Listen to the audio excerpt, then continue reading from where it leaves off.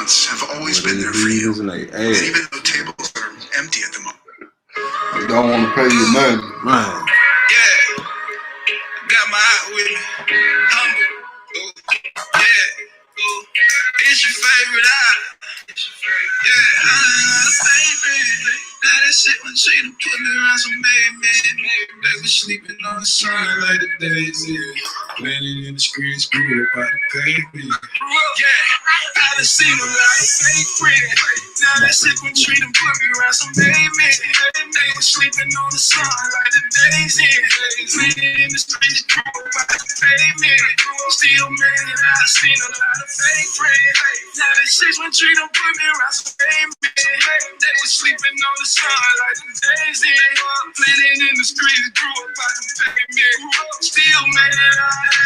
Started in the trenches, started playing roles up off the bench. I'm working hard, earning me a pension.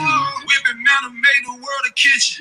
People started and I got missing. Old news never get a mention. I know how to pull my Newy. Urban, not the Louis. You who really stamped it, this the girl that I blessed. I tried to sign the Jazzy Louis Armstrong. You who a smoke a passion. They let me dump the ashes. Duty of a priest, young shepherd in the fleece. I was really in the pasture, youngest really like the sheep. Ain't running from the seat, mess will make me so unique. Dripping righteous, it's elite. Now they gon' drippin' pay pretty. Now that shit when treat them put me around some pavement. They was sleeping on the sun like the days in. Landed in the streets, grew up by the pavement. Still made it out. Shabbat Shalom to all falling in the chat. See who all up on here. My sister Tennis, David, Shalom, Shalom to my brother Charles and my little brother. Long, pops up in here, Shalom. He's sitting over here, he in the cut.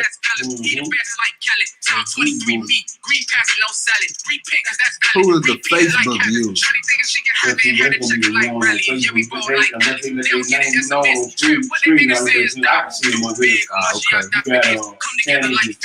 Shalom,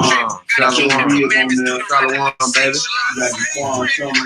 Shalom Jaquan, Big Rob up in here. It's Shia Ben Israel, Shalom Bar. What it P. Sister Latina, what's good? How my brother Andre doing? How them babies doing? What it P. How my little sister and little brother doing? Shalom, Sister Colette.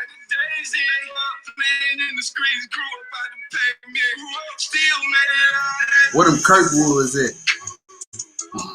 Where them Kirkwoods at, boy? What Rico at?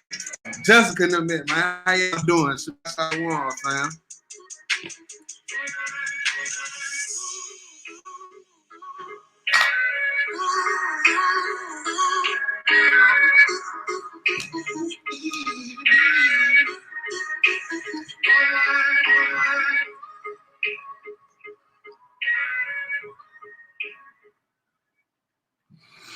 All right, Shabbat Shalom to all in the chat. Order Melchizedek Ministries is back once again. You know what I'm saying? We back with another lesson. The title of today's lesson, well, first of all, I'm your brother, TJ, the Young Lion. It don't matter what you call it. I'm just a servant. And I got my brother, let him introduce himself. Shalom, Israel, Brother Prime. Big Prime. All right. Y'all see the title of the lesson today. We're going to get into it. Let me make sure I say this word right. The authenticity. Because I was saying authenticity all morning. I was like, the authenticity of the Bible. That's what I'm going to call it. That ain't even how you say the word. It's authenticity of the Bible. The letters of Pontius Pilate, history, and prophecy. So this one right here, this will probably be a series that we're going to do. And the title is pretty much self-explanatory. What we're going to be going into, we're going to use a few hidden sources throughout this lesson. This is one of them, the letters of Pontius Pilate. I used the Passover lesson. We talked a little bit. And what we're going to be going through, we're going to use that because it's history. And we're going to use some more history. We're going to use prophecy. You know what I'm saying? And we're going to use, of course, what the Messiah say, you know what I'm saying? Because his knowing his testimony is the spirit of prophecy. If you can't recognize his testimony from Genesis to Malachi, you don't recognize prophecy.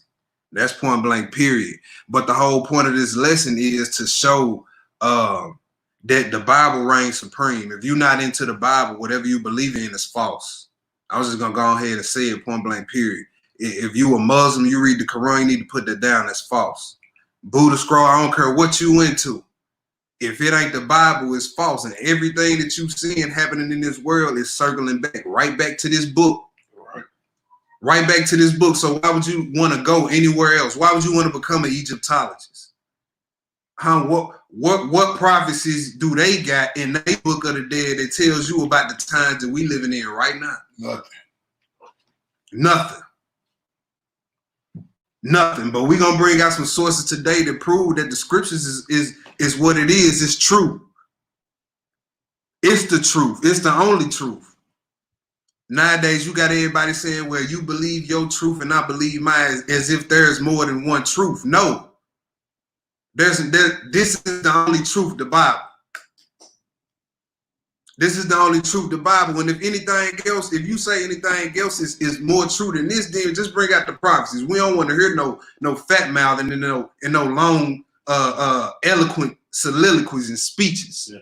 Just bring out the prophecies. If Buddha got prophecies prophesying about the times we living in today, bring them out. You ain't gonna find them. If Horus got prophecies about what we seeing today, bring it out. If the Quran got prophecies about what we seeing today, bring it out, please, somebody. We waiting.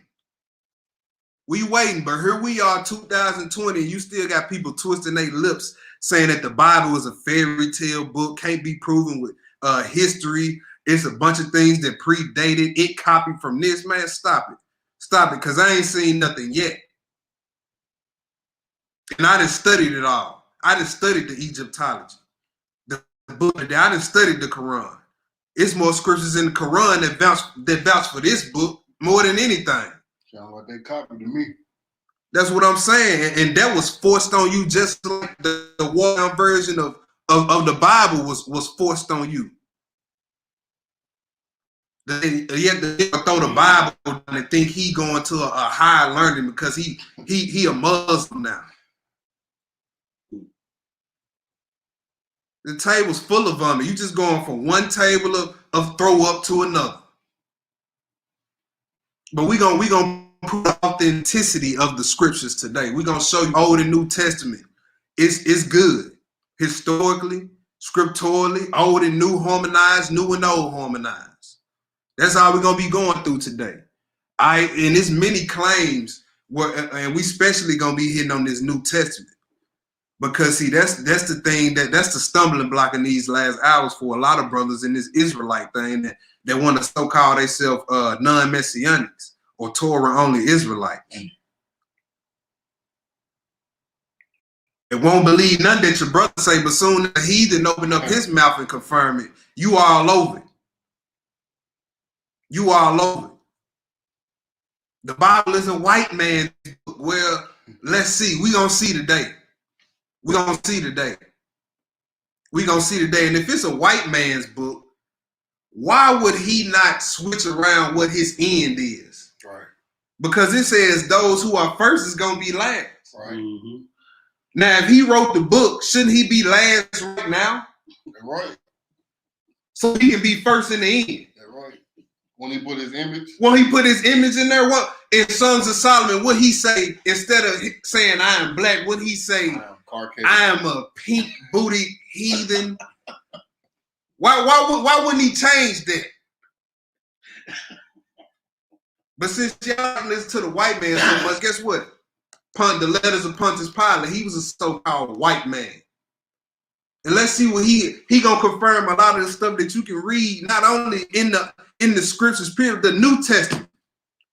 We're gonna read a lot of that. First, let's go to the first spot, Hebrew. Let's go to the first spot. 2 Peter chapter 1.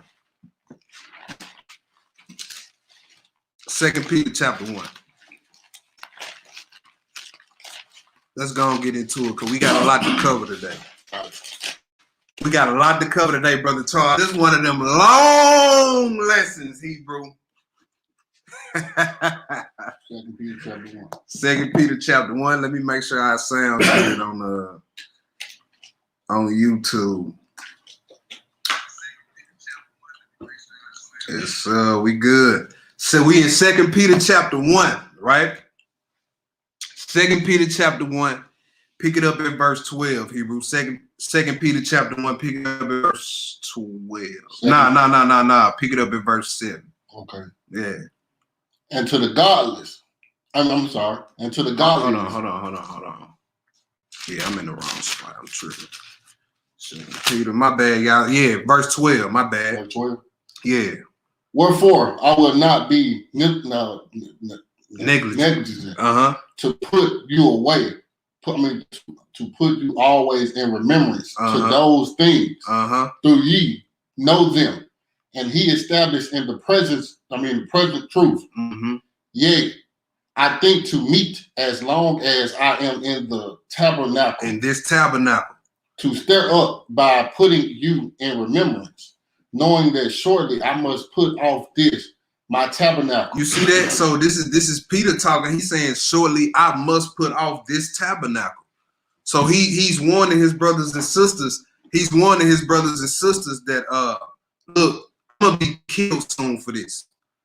Now, who's ruling when Peter wrote this? The Romans. Why was Peter about to be killed? We gonna get into it. And this same system that we under now is gonna be hunting us for the same reasons it hunted him. For the same reasons it hunted him. Go ahead, Hebrew. Come pick it back up at 12. Therefore, I would not be negligent to put you away. Always in remembrance of these things. Do ye know them and establish in the present truth?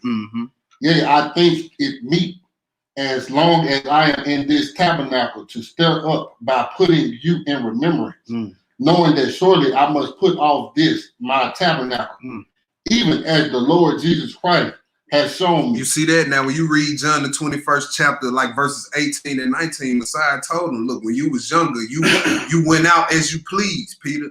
But when you get older, men gonna take you against your will. Men gonna take you where you don't want to go. And it told you that signified of the death that Peter would take. You see that? So the Messiah told Peter, look, you gonna die for this truth. You gonna die for holding my testimony. When the hit come out on us, they're not just gonna be killing us because we reading the Bible. Nah, it ain't that simple. They gonna be killing us because we hold the testimony of Yeshua that's in this Bible.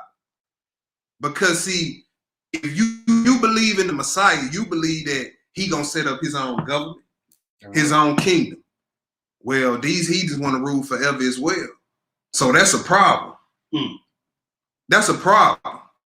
That's why the red eye gonna be on our head. And when you look at all these that were getting arrested, that was getting snitched out, that were getting betrayed, that was getting locked up, it was because they were teaching Yeshua and his resurrection. Well, why would they throw me in jail for his resurrection? Because if our king, our proclaimed king is risen and gone to the heavens, then they know that second coming, that gotta happen. Right. That gotta happen, and they know what's gonna happen at that second coming. They know what's gonna happen. Go ahead, Hebrew. Moreover, I will devour that ye may be people after my decease, to have these things always in remembrance. That's right. For we have not allowed. Follow. We have not followed. I'm sorry. For we have not followed cunningly devised fables. I'm sorry, fables. You see that? He said we have not followed cunningly devised fables or well thought out, put together lies. See, this Bible is not a lie. This Bible is not a book of fairy tales, as people say. Peter's saying we have not followed cunningly devised fables. Go ahead.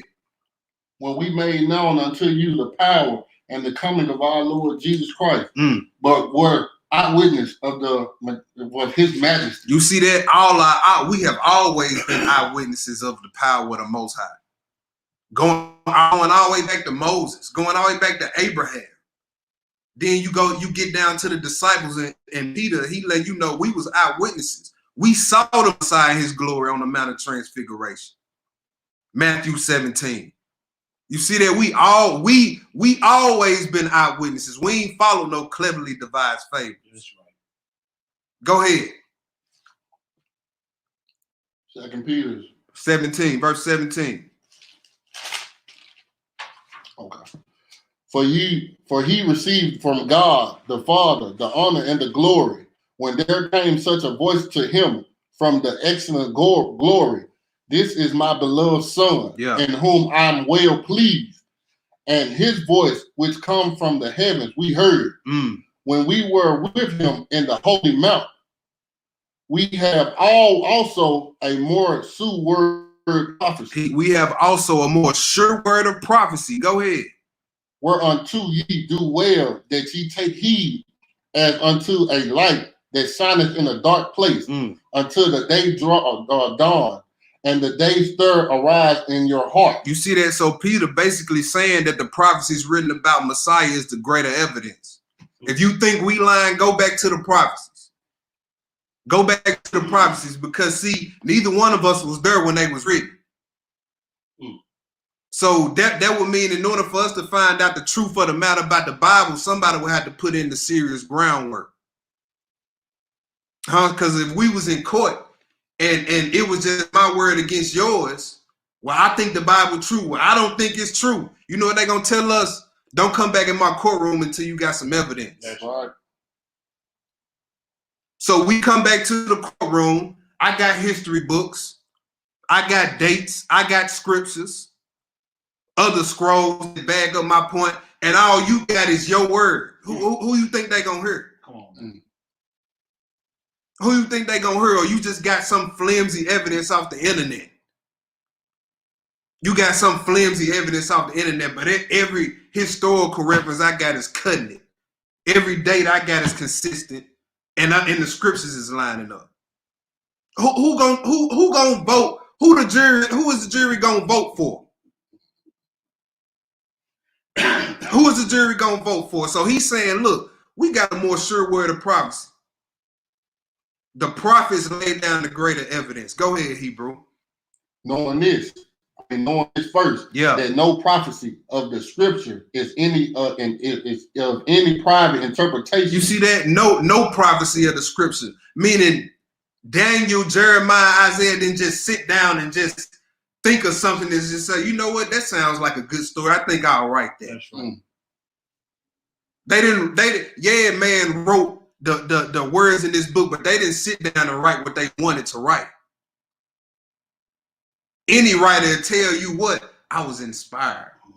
I was inspired to write this. I was inspired to write this novel on how to get rich quick, or I was inspired to write this novel on vegan recipes, or you know what I'm saying? So what were these men inspired by? Let's see. Go ahead.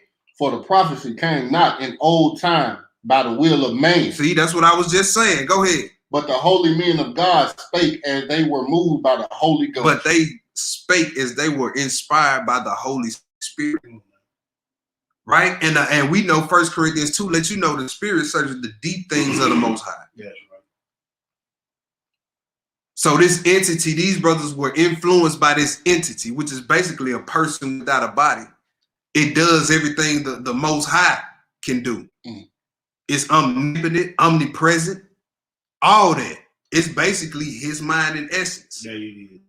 That's why it's not to be blasphemed, because when you blaspheme it, you basically blaspheme in the mind of the Father. That's dope. You see, so that's how we got these scriptures. That's how we got these scriptures. But let's precept it. Let's go to Zechariah chapter 7. That's right. Zechariah chapter 7. Let's go to the prophets. Read one verse, Hebrew. Give me a minute, bro. All right, take your time, bro. Y'all gotta bear with me, family. This is my first time reading that. Y'all bear with me. I know it. I'm gonna get right.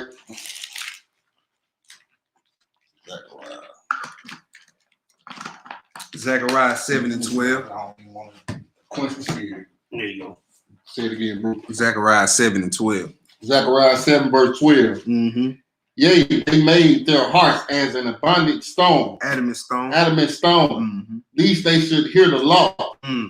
The words which the Lord of hosts hath sent in his spirit. In his what? In his spirit. Mm. By the former prophets. Mm. Therefore came a great wrath from the Lord of hosts. One more precept to this. First Peter chapter 1. First Peter chapter 1. So Old and New Testament, we see the harmony, right? Already saying the same thing. First Peter chapter 1. First Peter chapter 1. Pick it up at verse 7 through 11. Go ahead. That the trial of your faith, being much more precious than a gold that perishes. Gold that perishes, through it tried with fire, might be found unto praise and honor and glory at the appearing of Jesus Christ. Right, go ahead. Whom having not seen, ye love, and whom through now you seen him not, yet believing, ye rejoice with joy unspeakable and full of glory, receiving the end of your faith, even the salvation of your soul. You see that? The end of your faith, meaning you have to believe to the end. You see that? Go ahead. Of which salvation the prophet have inquired and searched diligently, who prophesies of the grace that should come unto you. Now, how did they prophesy? Let's see. Go ahead. Searching what or what manner of time the Spirit of Christ, which was in them. Wow, did y'all see that? Did y'all see that? The Spirit of Christ that was in them. Did we just read that in 2 Peter and Zechariah 12? The Spirit of the Most High, which is the Spirit of, which is His Spirit. Then you read it in John chapter 14, the Messiah say, I'm going to leave, but I'm going to send you a comforter. He shall testify of me. So, and then when you read Genesis 1, when the Spirit hovered over the waters, it brought forth the light after that, didn't it? That's right. So the Spirit brought forth Christ in the beginning. So you see how this thing is working. Father, Spirit, Son. Son, Spirit, Father. It's interchangeable. You see that? So the scriptures came, the prophecies came because the Spirit of the Most High, which is the Spirit, also the Spirit of Christ, was on the prophets. They didn't sit down and write what they wanted to write. All right, keep reading, Hebrew. Was that it? I'm going to pick it back up at 11. All right. Searching what or what manner of time the Spirit of Christ, which was in them, did signeth, when it testified beforehand the suffering of Christ and the glory that should follow. So they testified of the sufferings and the glory. Before the cross and after. The prophets did. All right, let's go to Proverbs 30. Let's go to Proverbs 30. We just laying the groundwork. We really ain't even got to go outside the Bible to prove the Bible.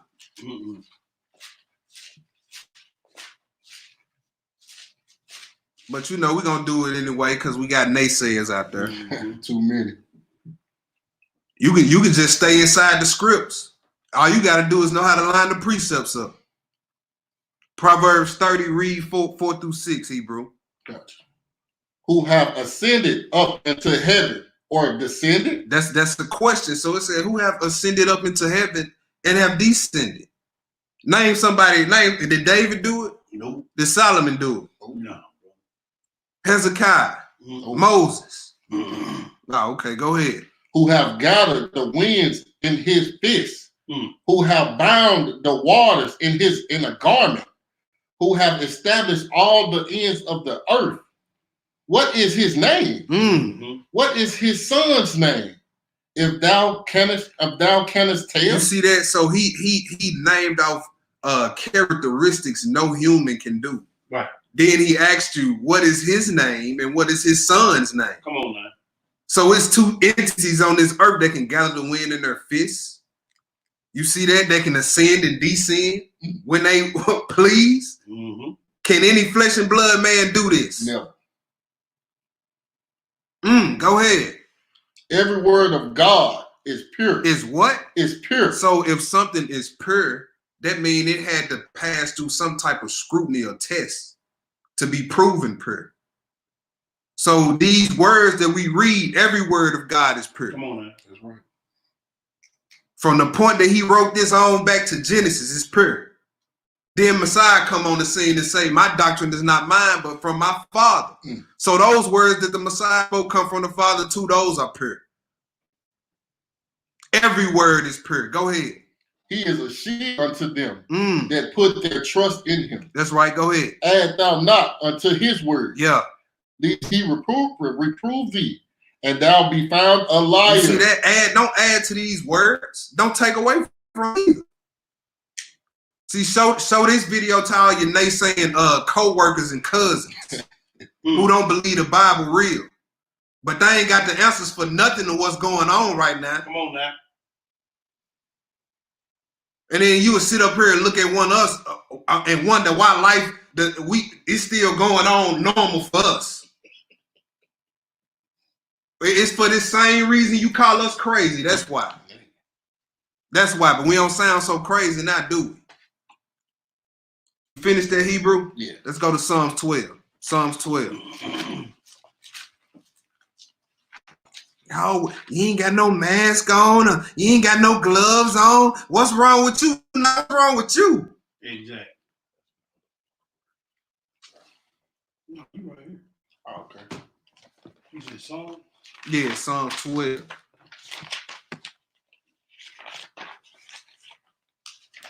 Psalms chapter 12. Psalm chapter 12. Yes, sir. Read one verse. I just want verse 6. Gotcha. The words of Yahuwah, a pure word. You see that? Are Again, pure words. The words of the Most High are pure words. Pure words. They didn't. Before he even let this stuff be wrote down, he already knew of every belief system that was going to come against it, and he done already tested it up against this, and then it failed. Before he even put it on the paper. This was good before we even got it on the paper. Pure, go ahead. As silver tried in the furnace of earth. Woo! Purified 7 times. Purified how many times? 7 times. Also, you can take this book to the bank and cash it. Every jot, every tittle, all of it. That's why I never been able to get down with teachers and say, oh, well, this is a typo, see, or see the Romans jotted that in there, see, and see that comma don't supposed to be right there, see. Look, just take your book, scratch holy off the front of it if all that's the case. Come on, brother. Just everywhere it say holy, I see a Sharpie marker going through the word holy in your book, because it's no longer set apart if all that's going on with it. So go get you a Sharpie. Don't go get a washable marker. Cause see, when you start doing all that, well then what part can I trust that's good? That's right. No, he said this thing been purified 7 times. 7 the number completion, right? It can't get no more pure than this thing. That's right. So there ain't no need for you trying to talk to me about no Quran. Because it don't get no pure than this book right here. Let's go to the next spot, Proverbs 21. Every word of the Most High is pure. Proverbs 21, we're going to read one verse here, verse 30. Proverbs 21 and verse 30. Proverbs 21 verse 30 says, there is no wisdom, nor understanding, nor counsel against you. Do y'all hear that? No wisdom, no understanding, no counsel against the Most High. There is nothing that can come against what we believe. Nothing. And don't ever let nobody flip you from off this book. Because like everything you seeing, everything is circling back right here to this book. So why would you want to go anywhere else? Because you might can please your flesh a little bit with it. Egypt time run around. The black woman is God. Lie. And it's just a pimp doctrine. That's it. That's it. That's all it is, a pimp doctrine. Trying to please the woman. Yeah, and trying to please their flesh. Then you look around, all them Negroes wearing makeup and weaving. Talking about they drinking pure blood. Negroes still doing witch rituals. Stop it, bro. Stop it. That whole community, that whole little movement flopped real fast.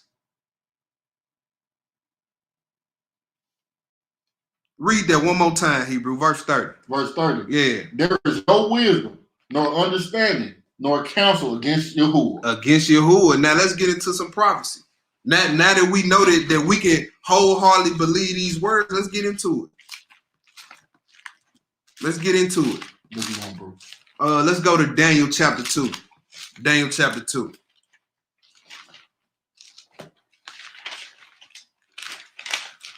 Daniel chapter 2. Because this series is pretty much is covering like I say, the authenticity of the Bible, the validity of the New Testament. You know what I'm saying? And we touching on this fourth beast as well. We get into this fourth beast because it's very prevalent. Very prevalent in this hour to get into this fourth beast. So we in Daniel chapter 2, and Nebuchadnezzar had a dream about an image. And he couldn't get none of his wise men to, you know what I'm saying, to tell him the image. Matter of fact, we're going to pick this up at verse 1. Yeah, because we doing better on time than what I thought we were going to be doing. Chapter 2, verse 1. Yeah, chapter 2, verse 1. Okay. Pick it up in chapter 2, verse 1, Hebrew. Go ahead. And in the second year of the reign of Nebuchadnezzar, Nebuchadnezzar dreamed dreams. Therewhen his spirit was troubled, and his sleep broke from him. Then the king commanded to call the magicians, and astrologers, and sorcerers, and the Chaldeans, to show the king his dream. So they came and stood before the king, and the king said unto them, I have dreamed a dream, and my spirit was troubled to know the dream. Now, see, he said he called all the astrologers, the magicians. So these people who know how to so-called read the stars and get information from the heavens and all that on the left-hand side, of course, not righteously. Right? But see, just like in today, just like I was just saying, people in this other so-called belief systems don't have the answers when stuff get real. Guess who they got to go come get? That's right. The slaves. That's right. Them so-called stupid niggas who don't know nothing. They the ones with the answers. But we stupid though. We shiftless, lazy, don't know nothing. Pitiful people, but we the ones with the answers. When it get real, they all come looking for us all the time. That's right. Romans 3, Romans 9. Go ahead, Hebrew. Then spoke the Chaldeans to the king in Syriac. O king, live forever. Tell thy servants thy dream. Yeah. And we will show the interpretations. The king answered and said to the Chaldeans, the thing is done from me. It's gone from me. You see that? So he said, look, I can't even remember the dream. I can't even remember the dream. You see, but this is all that they do all day long. They supposed to be practicing this type of craft all day long. Can't tell you nothing. They can't tell you nothing. Go ahead, Hebrew. If you would not make known unto me the dream, which the interpretation thereof, you shall be cut in pieces, and your houses shall be made a dunghill. Dunghill, yeah. But if ye show the dream and interpretation thereof, you shall receive me gifts and rewards and great honor. Therefore show me the dream and the interpretation thereof. They answered again and said, let the king tell his servants the dream. And when he showed the interpretations of it, the king answered and said, I know of certainty that ye would gain the time, because ye said, see, the things is gone from me. Yeah, go ahead. But if ye will not make known unto me the dream, there is but one decree for you. For ye have prepared lying and corruption words to speak before me, till the time be changed. Therefore tell me the dream, and I shall know that ye can show me the interpretations thereof. Boy, the king want to know what this dream means. Like, look, I know y'all trying to stall. Y'all better hurry up with it. Yeah. He said, look, if y'all can't tell me this dream, it's only one thing waiting for y'all. Yeah. Go ahead. The Chaldeans answered before the king and said, there is not a man upon the earth that can show the king's matter. Therefore, there is no king, lord, nor ruler that acts such things as many magicians or astrologers or Chaldeans. Go ahead. And bro. it is a rare thing that the king required, and there is none other that can show it before the king except God. You see that? So these is heathens speaking from their unlearned perspective. They know that it's a power higher than them. They know, look, nobody can do this but the gods. Who they referring to the Most High as the gods, not knowing He's one God. You see what I'm saying? So they knowing that, look, our little power can only do so much. See, the people who really into that wickedness already know the end game. They already know that. You remember that witch harlot that was on the Jacob show, and that boy, that y'all need to go listen to that interview. Y'all need to listen to that interview. That witch said she dabbles into the black magic for real. And she said, I'm a burn in hell. She said, but I wanna take as many down with me as I can. Like what?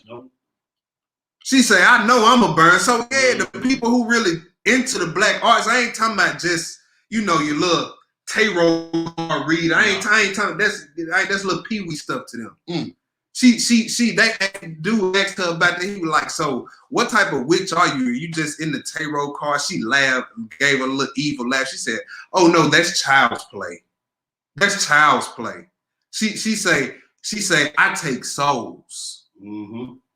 She said, I get a man that's married and I seduce him and I put a spell on him.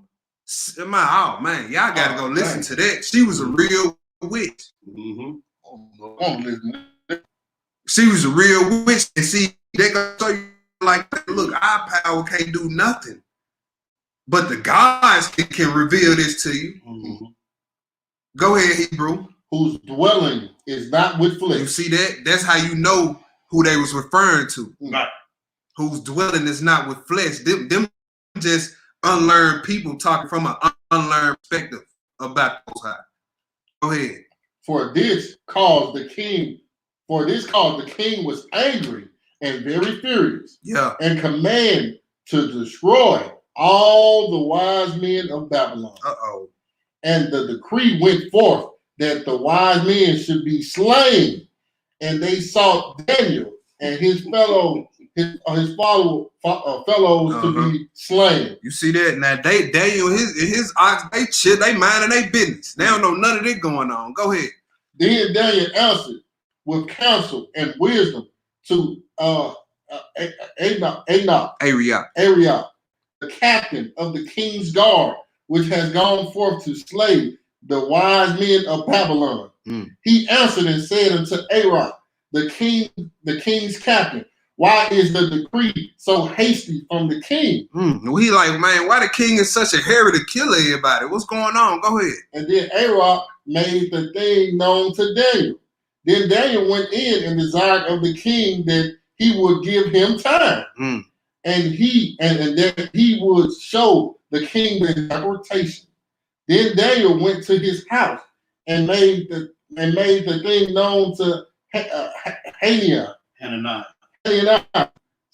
Mishael, and Azar, his companions, that they would desire mercies of Yah of heaven concerning the secret that Daniel and his fellows his followers should not perish with the rest of wise men of Babylon. Go ahead, bro.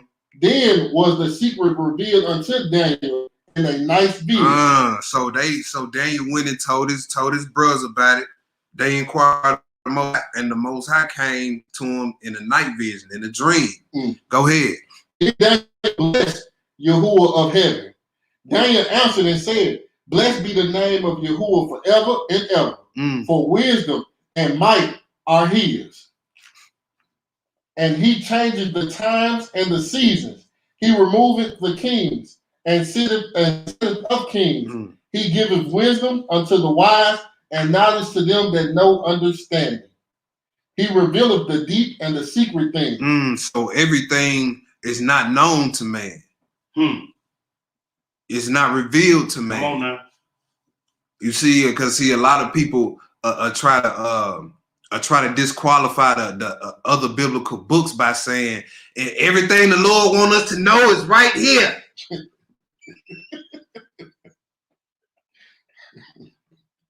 See, you gotta watch your mouth when you can't just hop out and just say stuff like that.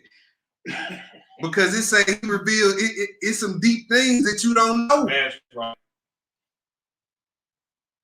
Everything he want us to know is Genesis to Revelation. It's some truth to that statement.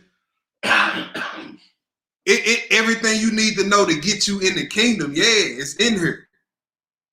It's in Genesis to Revelation. You can find it in here, but it's deeper things. It's deeper things, right? You want to be surface level your whole walk, just average, just I know what the Sabbath day is. Keep the feast days. You don't really want to get into the and be greater and be sharper and be wiser and more knowledgeable in this thing.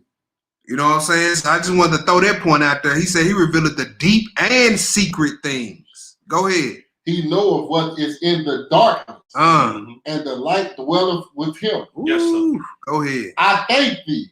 I praise thee, O Yahuwah of my fathers. Yeah. Of Elohim of my fathers, who hath given me wisdom and might, and has made known unto me now what was desired of thee. For thou hast now made known unto us the king's matter. Therefore Daniel went in unto Arioch, whom the king had ordained to destroy the wise men of Babylon. Yeah. He went and said thus unto him, destroy not the wise men of Babylon. Bring me before the king, and I will show unto the king the interpretation. Go ahead. Then Arioch brought in Daniel before the king in haste, and said thus unto him, I have found a man of the captives of Judah. Yeah. That will make known unto the king the interpretations. The king answered and said to Daniel, whose name was Belteshazzar, art thou able to make known unto me the dream which I have seen and the interpretation of thee? You see that? So just like in captivity today, these heathens give you a name. Just like they gave us our name on the plantation. The Butler plantation. You know what I'm saying? Other last name, the Kirkwood plantation. We had our Hebrew names. That's right. If you can pull up old slave records of a long list of names, and when you look, you will see names like Ezekiel, Jeremiah. You see what I'm saying? So just like in captivity back then, his name was Daniel. They gave him a name, Belteshazzar. Go ahead. Daniel answered in the presence of the king and said, the secret which the king have demanded cannot the wise men, the astrologers, or the magicians, the smoothsayers show unto the kings? But there is a God in heaven that revealeth secret and make known to the king of Nebuchadnezzar what shall be in the latter days. Thy dream and thy visions of thy head unto thy bed are these. And for thee, O king, thy thought came unto thy mind, unto thy bed. And that, what should come to pass hereafter? And he that revealeth secrets maketh known to thee what shall come to pass. Skip down to 31. 31. Thou, O king, sawest, and behold a great image. This great image, whose brightness was excellent, stood before thee, and from thereof was trouble. The form thereof was terrible. I'm sorry. The form thereof was terrible. Uh-huh. This image head was fine gold, his breast and his arms of silver, his belly and his thighs of brass, his legs of iron, his feet part of iron and part of clay. Go ahead. Thou sawest till that a stone was cut out without hands, which smote the image unto his feet that was of iron and clay, and broke them to pieces. You see that? So the rock that was cut out didn't hit the statue in the head, didn't hit the statue in the arms, didn't hit the statue in the midsection, where it hit at the feet. All right. So this statue was a representation of all the Gentile powers that ever ruled the whole entire world. Right. So kid, we finna get into it. Keep reading, Hebrew. Then was the iron, the clay, the brass, the silver, and the gold broken to pieces together, and became like the chaff of the summer threshing floors. And the wind carried them away, that no place was found from them. And the stones that smoked the image became a great mountain. A great what? A great mountain. And filled the whole earth. See that? So the stone that smote the image became a great mountain. And mountain in scriptures usually represent government. So the stone, it became a great government. And the government filled the whole earth. Go ahead. This is the dream. And we will tell the interpretation thereof before the king. Thou, O king, art a king of kings. For the God of heaven have given thee a kingdom, power, and strength, and glory. And wherever so the children of men dwell, the beasts of the fields and the fowls of heaven have he given into thine hand, and have made thee rulers over them all. Thou art his head of gold. And after thee shall arise another kingdom inferior to thee, and another third kingdom of brass, which shall bear rule over all the earth. And the fourth kingdom shall be strong as iron. For as much as iron breaketh in pieces and subdue all things, and as iron that breaketh all these, shall it break in pieces and bruise. And whereas thou sawest the feet and the toes, part of potter clay, and part of iron, the kingdom shall be divided. But there shall be in it of strength of the iron. For as much as thou sawest the iron mixed with miry clay, and as the toes of the feet were part of iron and the part of clay, so the kingdom shall be partly strong and partly broken. You see that? So he basically going into that fourth kingdom, which is the Roman Empire, right? And this is basically the Roman Empire is a collection of all the empires in one. When you really look at it for what it is. And one of the byproducts of the Roman Empire is the United States of America. The influence of the United States of America is throughout all this earth. I don't care what you talking about. So when you get into end time prophecies and dealing with Babylon, how you lead them off the table? Right. Go ahead, Hebrew. And we're 43, verse 43. Yeah. And whereas thou sawest iron mixed with mirror clay, they shall mingle themselves with the seeds of men. With the seeds of men. They shall mingle themselves with the seeds of men. The elder got to come and not eat them. How they mixed in with Rome. You know what I'm saying? When they was ruling, who you think that was? Them was Edomites. That's right. Who you think? You Alexander the Great, Edomite. Therefore, It's mingle with the people. What do you think it means? Go ahead, bro. But they shall not cleave one to another, even as iron is mixed with clay. Come on, brother. And in the days of these kings shall the God of heaven set up a kingdom. You see that? In the days of these kings, or in the days of this fourth kingdom, the God of heaven is going to set up his kingdom. You see that same kingdom that killed Peter, that killed Paul, our Messiah is coming back, and they still going to be ruling. And they still going to be putting us down for the same reasons they killed them. Go ahead, bro. Which shall never be destroyed. And the kingdom shall not be left to other people. Oh, what? And the kingdom shall not be left to other people. The kingdom shall not be left to other people, meaning it won't be heathen reign at all. Heathens won't be sitting on thrones. Go ahead. But it shall break in pieces and consume all these kingdoms, and it shall stand forever. Go ahead. For as much as thou sawest that the stone was cut out of the mountain without hands, and that it break in pieces of iron, the brass, the clay, the silver, and the gold. The great God hath made known to the king what shall come to pass hereafter. Yeah. And the dream is certain.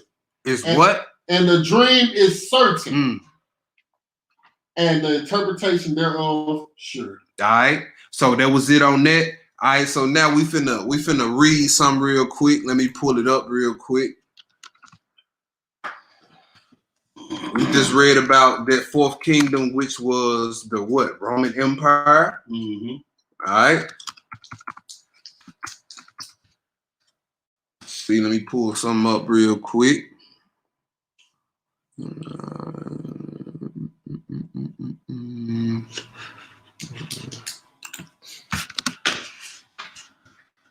Sorry about that.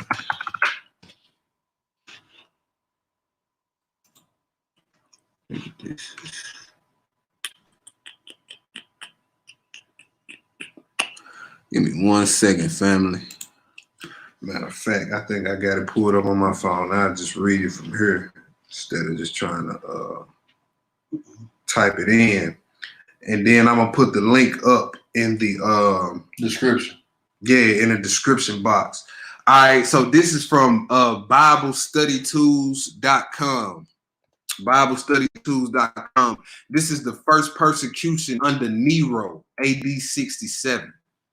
It says the persecution under Nero, AD 67. The first persecution of the church took place in the year 67 under Nero, the 6th emperor of Rome. This monarch reigned for the 5 years with tolerable credit to himself, but then gave way to the greatest extravagancy of temper and to the most atrocious barbarities. Among other diabolical whims, now keep in mind, listen to this part I'm about to read about this fire, y'all. Among other diabolical whims, he ordered that the city of Rome should be set on fire, which order was executed by his officers, guards, and servants.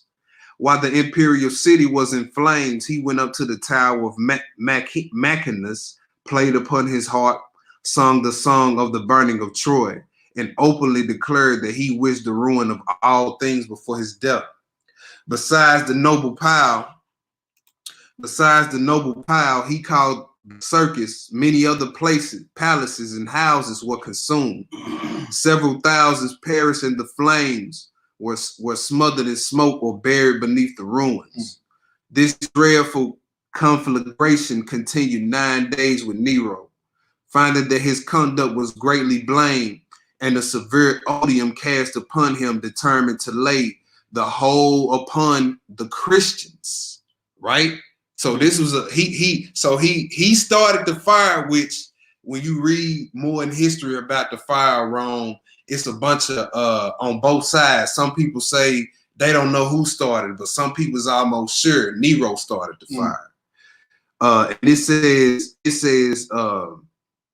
he determined to lay the whole upon the Christians, at once to excuse himself and have opportunity of glutting his sight with new cruelties. This was the occasion of the first persecution, and the barbarities exercised on the Christians were such as even excited the commiseration of the Romans themselves. Nero even refined upon cruelty and contrived all manner of punishments for the Christians that the most infernal imagination could design. In particular, he had some sewed up in skins of wild beasts and then worried by dogs until they expired. So he had some torn by dogs until they expired. Then the Christians that they talking about, who you think they talking about? Our people. And we gonna get in. We finna get into a historical reference, the Anal Imperials of Rome, written by Cornelius Tacitus, a Roman historian and governor. Right? And we gonna read about this same fire that happened at Rome, and he gonna say some of the same stuff that we reading from this article on BibleStudyTools.com. Right? So Nero started the fire, and he used the Jews or the Christians or the Christ followers as scapegoats. Right? So it says, and even then worried by dogs until they expired, and others dressed in shirts made stiff with wax, fixed to axle trees and set on fire in his gardens in order to illuminate them. Do y'all hear that? This was the persecution of the church. This persecution was general throughout the whole Roman Empire. This was normal. It was normal for them to light Israelites on fire. Yep. Roman candle. Roman candle. They used us as street lights, garden lights. It said this persecution was general throughout the whole Roman Empire, but it rather increased than diminished the spirit of Christianity.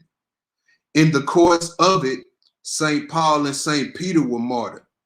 To their names may be added Arestus, the Chamberlain of Corinth, Aristarchus, the Macedonian, and Trophimus, and Ephesians converted by St. Paul, who Paul mentions in his letters. A fellow laborer with him, Joseph commonly called Barsabas, and Ananias, bishop of Damascus, even of the 70. So during this persecution of Nero, Peter and Paul was put to death. Peter and Paul was put to death. Let's go read about it. 2 Timothy. There you go. 2 Timothy. 2 Timothy chapter 4. We already read about Peter when he said, I must shortly put off this tabernacle, just as Christ has showed me. Then John 21, verses 18 through 19, the Messiah tell him what type of death he gonna have to take. Yep. His death, he gonna be taken against his will. Then when you do the history on it, Peter was crucified upside down. And all this happened before the sack of Jerusalem. All this led up to the sack of Jerusalem. 2 4, let's do verses 5 through 7. 2 Peter, 2 Timothy. 2 Timothy, my bad, bro. 2 Timothy 4, 5 through 8. 5 through 8. But watch thou in all things, endure affliction, do the works of the evangelist, make full proof of thy ministry. Ministry. I'm sorry. Yeah. For I am now ready to be offered, and the time of my departure is at hand. Wait a minute. What do he mean, offered? Do that mean just a peaceful death? He gonna go out blissfully? Hold your spot right there. Let's go to Revelation 6. Hold your spot. Hold your spot. Let's go to Revelation 6. Hold your spot right there. Revelation 6. Revelation 6, 9 through 11. Revelation 6, 9. And when he had opened the fifth seal, I saw under the altar the souls of them which were slain for the words of Yah and for the testimony which they had held. You see that? It says, I saw under the altar the souls. That's right. Now, why are the souls under the altar? Because their life was poured out as an offering. Their blood was poured out as an offering. Just like you did the animals on the altar. That's why Paul said, I'm ready to be offered. See, he knew his death was coming, and it came under the persecution of Nero, 67 AD. Keep reading. And they cried with a loud voice, saying, How long, O Lord, holy and true, dost thou not judge and avenge our blood on them that dwell on the earth? And white robes were given unto every one of them. And it was said unto them, that they should rest yet for a little season, until the fellow servants also and their brethren that should be killed as they were should be fulfilled. You see that? So let's flip back to that 2 Timothy. Let's flip back to that, then pick it up where you left off. So when you read that verse 6, when you read that verse 6, now you know what Paul is talking about. So that's history, what proving what's already in the scriptures. Come on, man. Go ahead. Verse 6. Yeah. Young men, likewise. Nah, where you at? 4. I'm sorry. I'm on verse 6. My fault. You good? For I am now ready to be offered, and the time of my departure is at hand. I have fought the good fight, and I have finished my course. I have kept the faith. Henceforth, there is laid up for me a crown of righteousness, which the Lord, the righteous judge, shall give me at that day. Hallelujah. And not to me only, but unto all them also that love his appearance. That love his appearance. All praises to the Most High. So now let's read this Annals of Imperial Rome. Y'all, I'm finna try to screen share. Please forgive your brother if I mess something up. I'm not technically savvy. This is the Annals of Imperial Rome. Let me know if that's big enough for y'all. It's on 175. That should be big enough for y'all. Put a 7 in the room if y'all can see that on y'all screen. Put a 7 in the room if y'all can see that on y'all screen.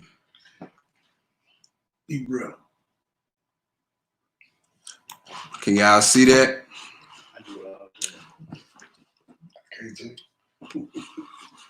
7. We can see it. All right, that's big enough for y'all.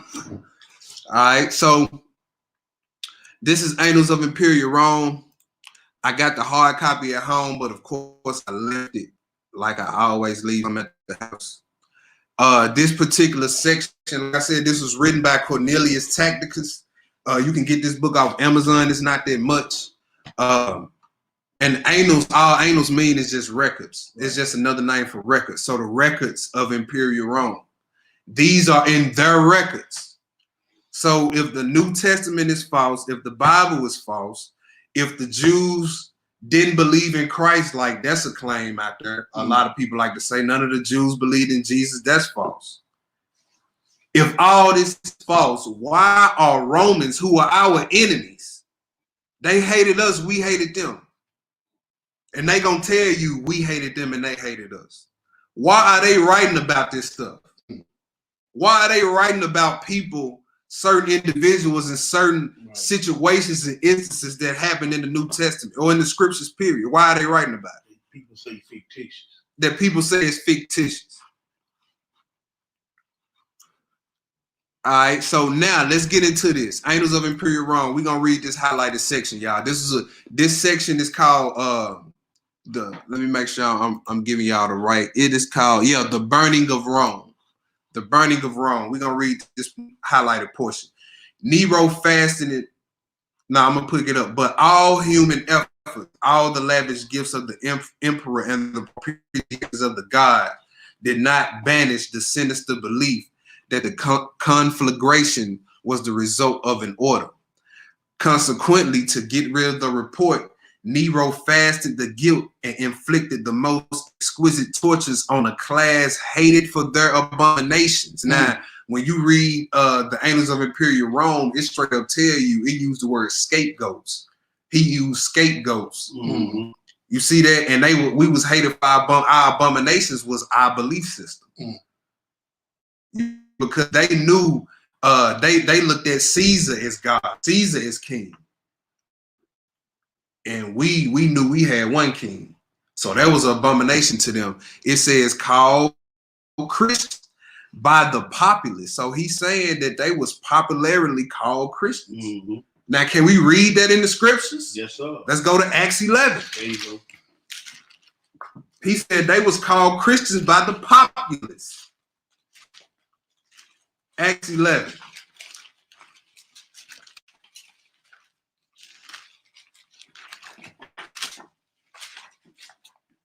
Acts 11, 19 through 26.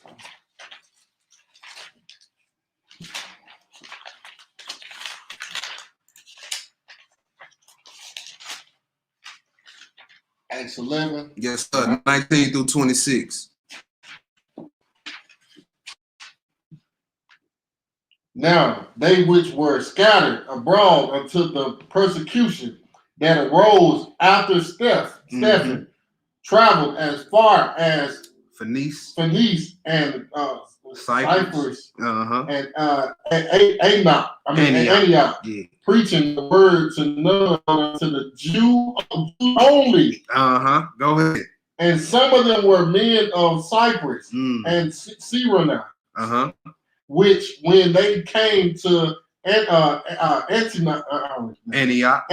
Yeah. spoke unto the Grecians. The Grecians. Now, Grecians is Greek-speaking Jews. We're going to get into that a little later. Go ahead. Preaching, Lord Yeshua. And the hand of the Lord was with them, and a great number believed and turned unto Yahuwah. You see that? Go ahead. Then tidings of these things came unto the ears of the church, which was in Jerusalem.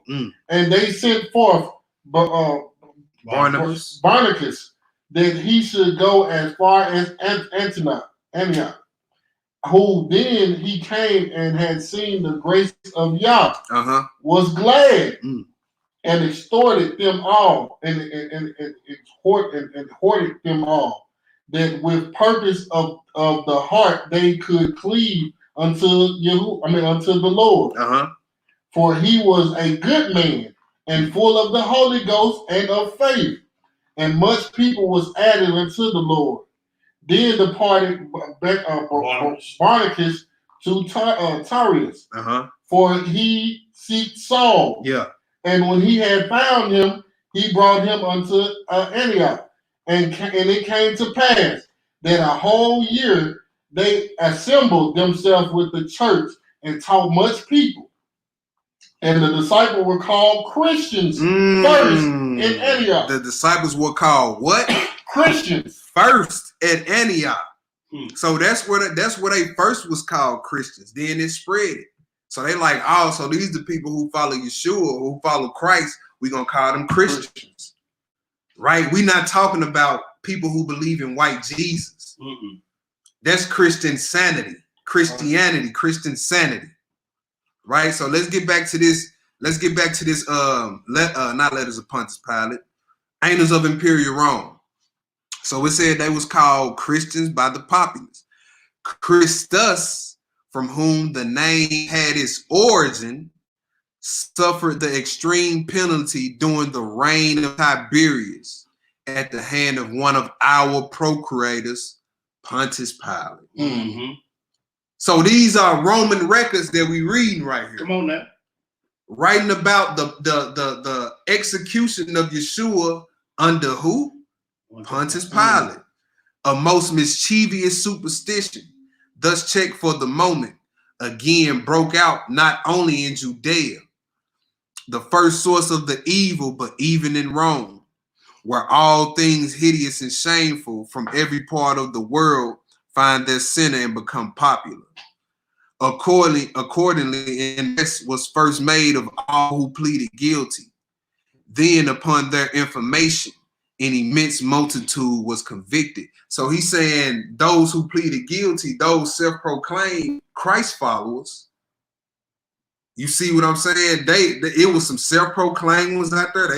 Then he said, upon their information, an immense multitude was convicted. So this is the persecution of the church we're reading about, right? All right, let's go to Matthew 10. Let's go to Matthew 10. Because the Messiah told his followers that brother will be giving up brother. Yep. They're going to deliver you to councils, to kings, magistrates. Let's read it. These is heathens saying what's already in the scriptures. I know how people love listening to the heathen. A lot of people love listening to the heathen, so they shouldn't have no problem with this lesson. Read. You should love this lesson. You should love this lesson. Matthew 10, do 1 through 5, then skip down. And when he had called unto him his 12 disciples, he gave them power against unclean spirits to cast them out, and to heal all manner of sickness and all manner of disease. Now the names of the 12 apostles are these. The first, Simeon, who is called Peter. Now, if y'all notice in the different spots in the Gospels where he names out the disciples, notice Peter is always first and Judas is always named last. Just want to throw that out there. I noticed that the other day reading, but go ahead. I just want to throw that out there. And Andrew, his brother, James, the son of Zebedee, and John, his brother, Philip, and Bartholomew, Thomas, and Matthew, the publican, James, the son of Alphaeus, and Lebbaeus, whose surname was Thaddeus. Simeon and Canaanite. You see that? Simeon the Canaanite. Go ahead. I'm sorry. Simeon the Canaanite. Yeah. And Judas Iscariot, who also betrayed him. You see that? So let's look at this Simon the Canaanite. All right. Now we finna do another screen share. We finna pull up the blue letter. Let's look up Simon the Canaanite, because a lot of people say Jesus had. See, a lot of people use it and say, "See, a heathen can teach." Christ had a Canaanite with him as one of the disciples. Man, what you said. All right, so let me pull this up on a blue letter. The Canaanite, can y'all, let me screen. How do I switch the screen? How do I switch? Okay, hold on. You got it. All right, give me 1 second, y'all. I'm trying to figure out how you work this take one down. New technology. Here we go. Boom.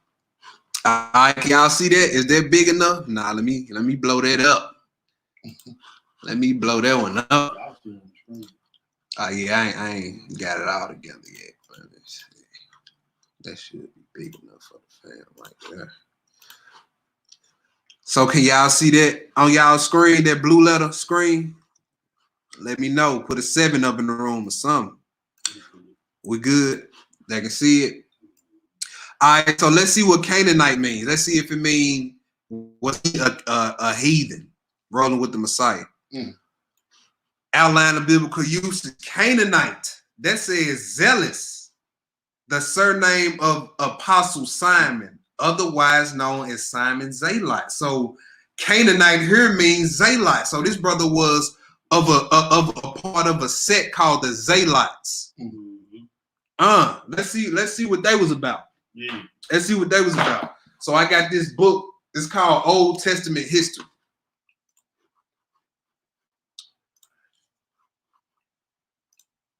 This book right here called Old Testament History. And I'm reading out of page 692. I'm reading out of page 692. Let's see what a Zealot was. See what a Zealot was. Page 692, Zealots. Roman rule was not popular with the majority of the Jews. To the Pharisees, Roman overlordship was a punishment visited upon Israel because of its sins, which is true.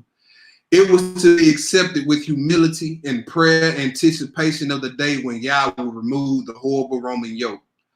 A more extreme attitude was taken by the party known from the writings of Josephus as the Zealots. Now, Simon Peter was also a Zealot, and these brothers were skilled swordsmen.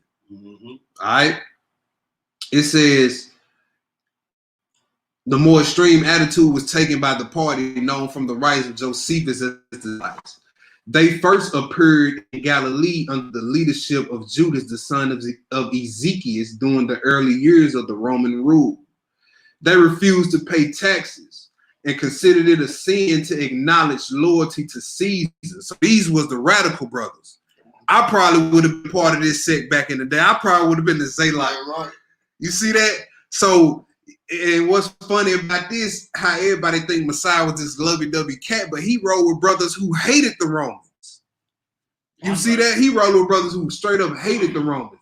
It said they refused to pay taxes and considered it a sin to acknowledge loyalty to Caesar. God alone was to be reckoned as king of Israel. The Pharisee Gamaliel mistakenly regarded Peter and the apostles as Zaylight leaders. He urged that no action to be taken against them, believing that if the movement they represented were not of Yah, it would come to naught. As in the case of Thaddeus and Judas of Galilee, see Acts 5:35-39. The Galilean origin of most of the disciples and the fact of that one of them was named Simon Zaylight would make such a misunderstanding possible. Ultimately, the Zaylites succeeded in winning the bulk of the people to their side. Their continual defiance of Rome brought on the destruction of Jerusalem in AD 70. So we know it was brothers back then in the Roman when they took down Jerusalem in 70 AD, like the Maccabees, was on some of them brothers, the Zaylites, going to war with them. Just want to throw that part of history out there. Yeah, the Messiah rode with brothers who couldn't stand the Romans. Wasn't no punks. Wasn't no punks.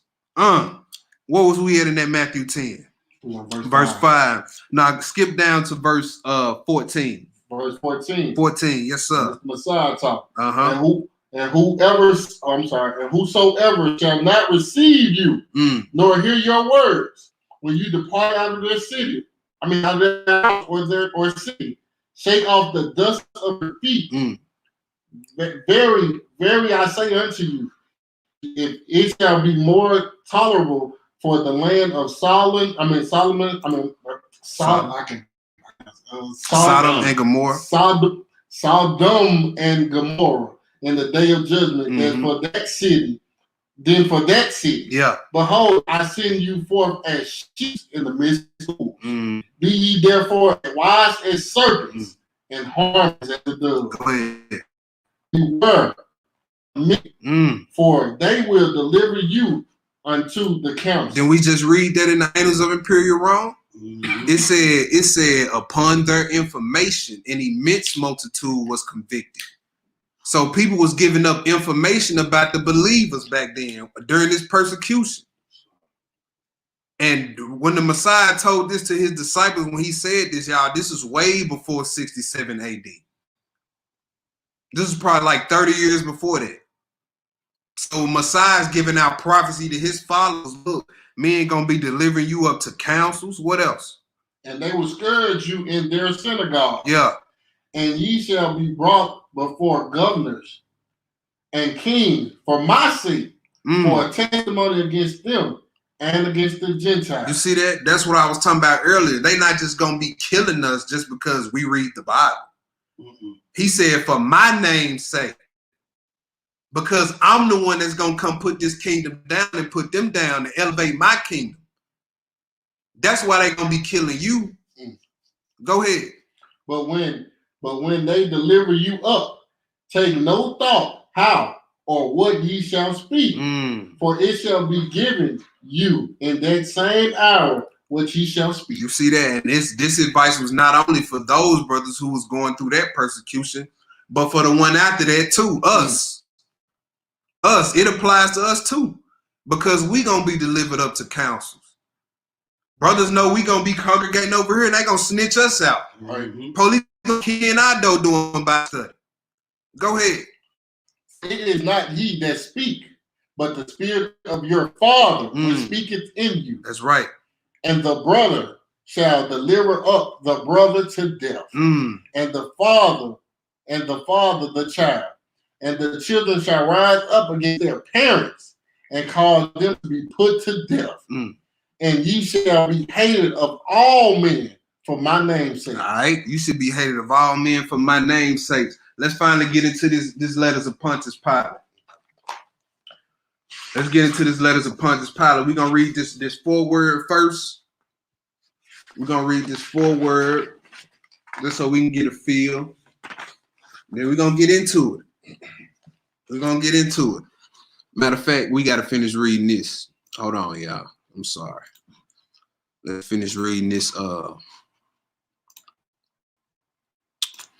This Annals of Imperial Rome. Let's finish this out real quick. And then we're gonna hop into it. Make sure it's good. All right. So we good. All right. So it says, and upon their information, an immense multitude was convicted, not so much of the crime of firing the city as of hatred against mankind.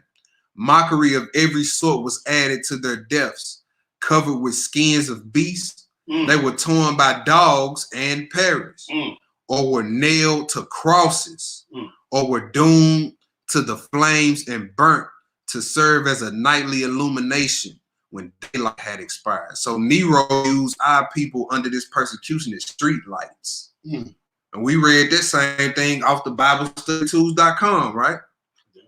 It says Nero offered his gardens for the spectacle and was exhibiting a show in the circus while he mingled with the people in the dress of a charioteer and stood aloft on a car.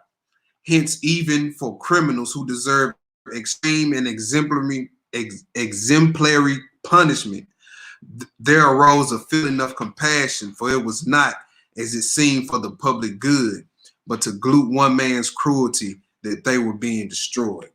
All right, so now we finna get into the letters of Pontius Pilate.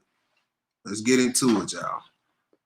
So far, history and prophecy is proving itself.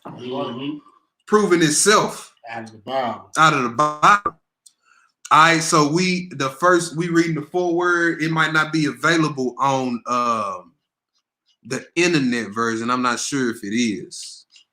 I'm not sure if it is. Is it? Let me see. Well, nah, it ain't on the one I got pulled up, y'all. Sorry about that, but I'm gonna read it. I'm gonna read the foreword. Let me switch the screen.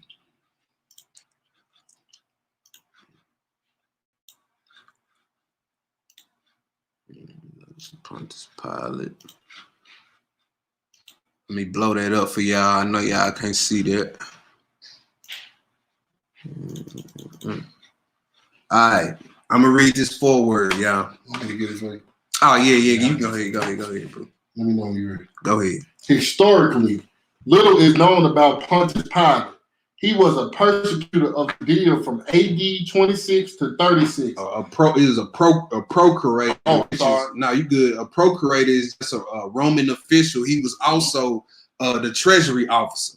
That's what procurator means. Go ahead. He was a procurator of Judea from AD 26 to 36, and was involved in which the emperor Tiberius died. So the Annals of Rome mentions that what we read earlier. Go ahead. The activities of John the Baptist and Jesus of Nazareth took place towards the end of the first half of his term of office. There are references to him in the Jewish historian Josephus and the Jewish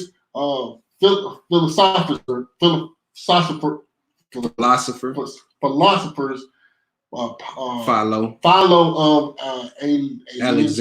Alexandria, and there are the accounts of the trial of Jesus, which are offered by the writers of the gospel narratives. None of these is a completely trustworthy authority. The two Jewish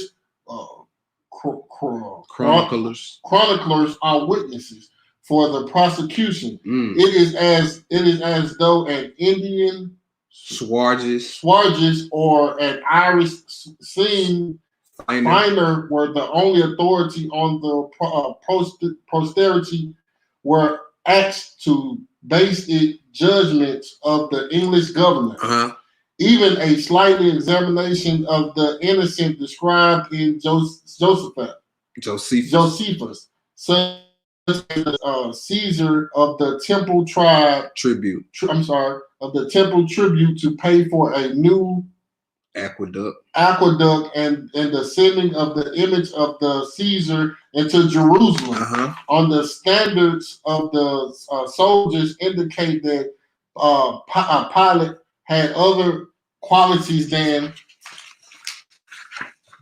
those of the mere prosecutor, a view which is confirmed by the length of the procuratiorships, for although it was the policy of Tiberius not to change the provincial governors rapidly, it is unlikely that one of them would have been maintained in the office for 10 years had he been consistently guilty, as in alleged about Pilate and Philo's page of corruptions, violence, robbery, illegal execution, and never-ending humanity. All right, I'm about to read this last paragraph right here, real quick. It says, with what mind and policy did Pilate approach his task as procurator of Judea? How did he confront a suspicious and refractory people, the hostile Pharisees, Sadducees? What were his relations with Herod Antipas? What did he know and think of John, whom he called the Baptist? How much had he, the keeper of the Roman peace, heard of Jesus of Nazareth before he came in the last days to Jerusalem? And in what mood await his coming? What is the truth about his attitude to Jesus and the accusers at the trial? To these and other similar questions, the letters furnish some reply. All right, so the first part we're gonna go to, we ain't gonna read this whole book today. We ain't gonna read the whole book. We're gonna be hitting points. All right, we're gonna be hitting points. Let's see what this heathen got to say. If everybody ready, put a 7 up in the room. If everybody got it pulled up, put a 7 up in the room. We on part 1 on the way to Judea. Part 1 on the way to Judea.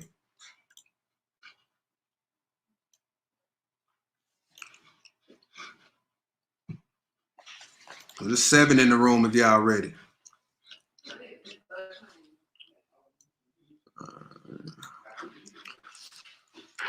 I guess y'all ready. All right, on the way to Judea. On the way to Judea, Hebrew. I'm a read. Go ahead and read this off the screen. That way they can follow along. Okay.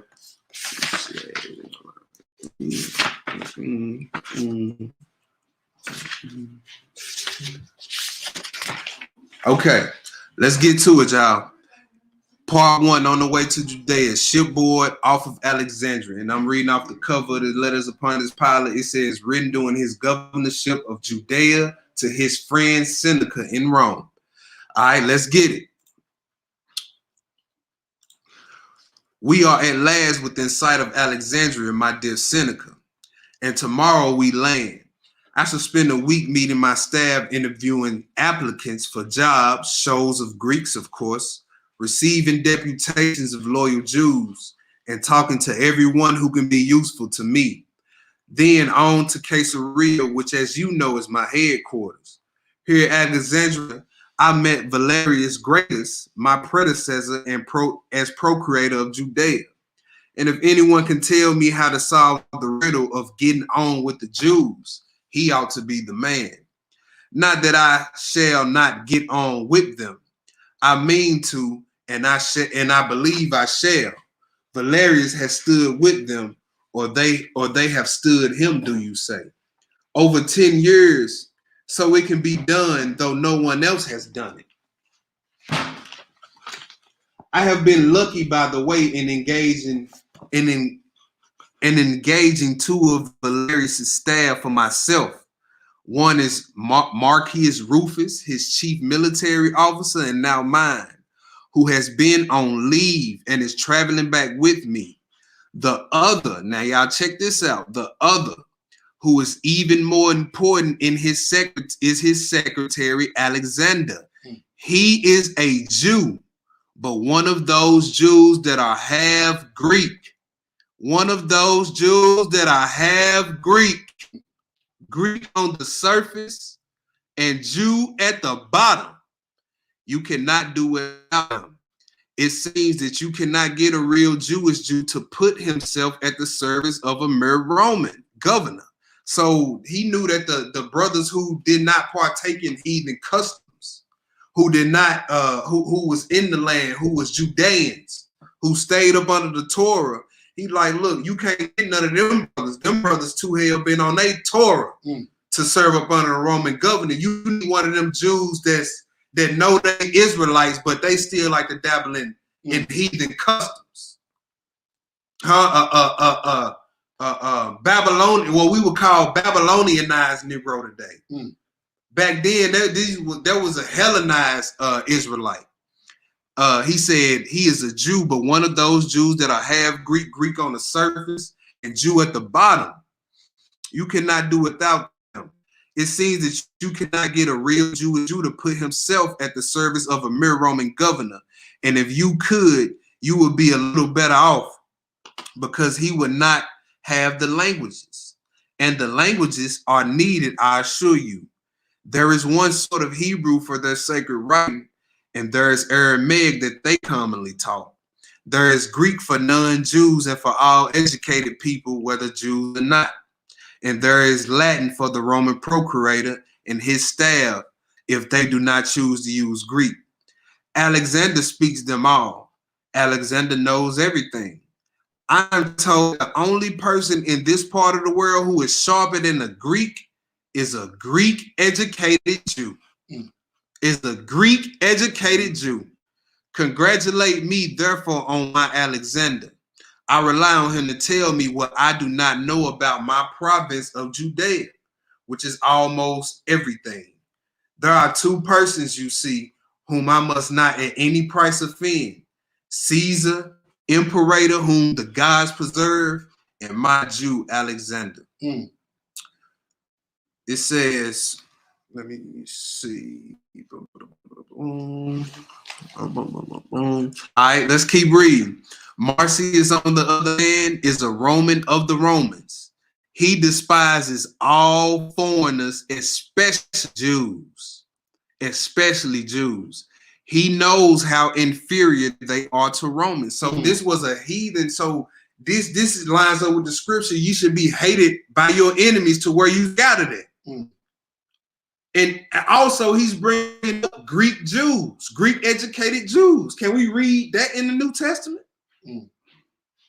We gonna see. So he says he thinks that the Jews are inferior or lower in rank to the Romans.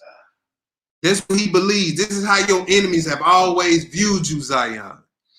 It says that he never got over the shock of discovering that the Jews are equally satisfied that the Romans are immeasurably inferior to themselves. So now he's mad because he think we inferior, but look, we think the same thing of them. Right. So he mad about that. He mad about that. I was telling him that I had promised to receive the addresses of the loyal Jews in Alexandria. Impossible, he said. There aren't any. The other day, when the sea was rough, a wave came over and struck me in the back, knocking me down. When I could get my breath, I said, a treacherous blow. We are on our way to Judea. This heathen got jokes, said Marcius. Procula, which is Pontius Pilate's wife, is worried that we are to have only a week in Alexandria. She says she will not have time to do the necessary shopping. My own opinion is that from that point, a week is much too long, but it is ridiculous that the treasury should not make a special furnishing grant or something of that kind to a man in my position. You know I should have to keep up the place of Herod at Caesarea and another that he built for himself at Jerusalem. That's in the scriptures. We're going to go through that. And probably there's a third of the same kind at Samaria. How in the world is a poor man going to maintain these enormous palaces? It was all very well for Herod. He was one of the richest men in the world and Judea. was only a small part of his kingdom. Valerius will be waiting for me here with an inventory of his private fixtures in these palaces, and there will be a pretty bill for me to pay. Besides, he is sure to take a great many things away with him, and I shall have to replace them. So you may imagine Procula spending a happy week among what she declares are the finest shops in the empire, much better, she says, than of Rome. Herod the Great, whose reign was marked by the erection of palaces, temples, and great public works of various descriptions. You can see yourself how the whole affair has been mismanaged by Rome when we decided that we must take over the government of Judea because of the unruliness of the Jews. We should have annexed the whole country that Herod ruled from near Damascus into the Dead Sea, and have not left his two sons in possession of large parts of it. It's an unfair tax on the procurator of Judea, who has the upstate of Herod on a fraction of his income. Well, someone will have to find the money, and there's no one for it but the Jews. Do y'all see that? Do y'all see how these heathens operate? But for the Jews, a Rome procurator must not be worse housed than a semi-barbarous king like Herod. I'm going to skip down and get to the part that I want to get to for time's sake. Let me see where I want to get to. I say that the Jews will have to pay. Let me see. Okay, let's keep reading. I'm worried. I'm finna highlight where I'm at, y'all. It's where I just started. It's an unfair tax on the procurator of Judea, who has to keep the estate of Herod on a fraction of his income. Well, someone will have to find the money. There's no one for it but the Jews. A Roman procurator must not be worse housed than a semi-barbarous king like Herod, must he? I tell Cula that if she wants rugs and tapestries, she should wait till she goes on a visit to Damascus or Antioch. But she only smiles at that. A rug in the hand is worth 2 in the desert to a woman any day. I say again, the Jews will have to pay. After all, it is a reasonable charge to impose on them, and they can't afford it. The Jews all over the world, and they are all over the world, you can't get away from them anywhere. are sending money to Jerusalem all the time. So this heathen was like, well, how we gonna cover that tax? He like, well, look, the Jews who scattered all over the world, they always sending money to Jerusalem. Them niggas got it. Yeah. That's these heathens' mindset. All right, so let's touch a few points that we read in this first part in the letters of Pontius Pilate. Now, he mentioned Greek-educated Jews. Greek-educated Jews. Let's go to 2 Maccabees in the Apocrypha. Yes, sir. 2 Maccabees. 2 Maccabees. Put the screen back on us. 2 Maccabees, chapter 4. For all you proper speaking Hebrews out there. 2 Maccabees, chapter 4. What verse you want to do? We're going to pick it up at verse 7. Okay. We're going to pick it up at verse 7. 2 Maccabees, chapter 4 and verse 7. Because, see, this is history, important history, that if you don't read or get into, you're going to go to the New Testament and think that Paul is writing to heathens. Or when you read certain things in the Gospels about Gentiles, you're going to think that it's talking about heathens. But Pontius Pilate wrote about what? Greek Jews. Greek Jews, brother. So let's see, was he making all this up? Because a few months ago when we bought this out, Negroes thought we was making something up. Mm-hmm. So let's see. 2 Maccabees chapter 4 verse 7. after the death of Seleucus, when Antiochus called Epiphanes took the king, Jason, the brother of Onias, labored underhand to be high priest. All right, so we had a brother named Jason. He was Israelite, but he did some underhanded things to become high priest, and he was a sellout. He wasn't even a Levite. He wasn't even a Levite, and this brother was a sellout. We ever seen one, y'all? Go ahead. Promising unto the king by intercessions 303 talents of silver, and of any revenue 8 talents. Besides this, he promised to assign 150 more.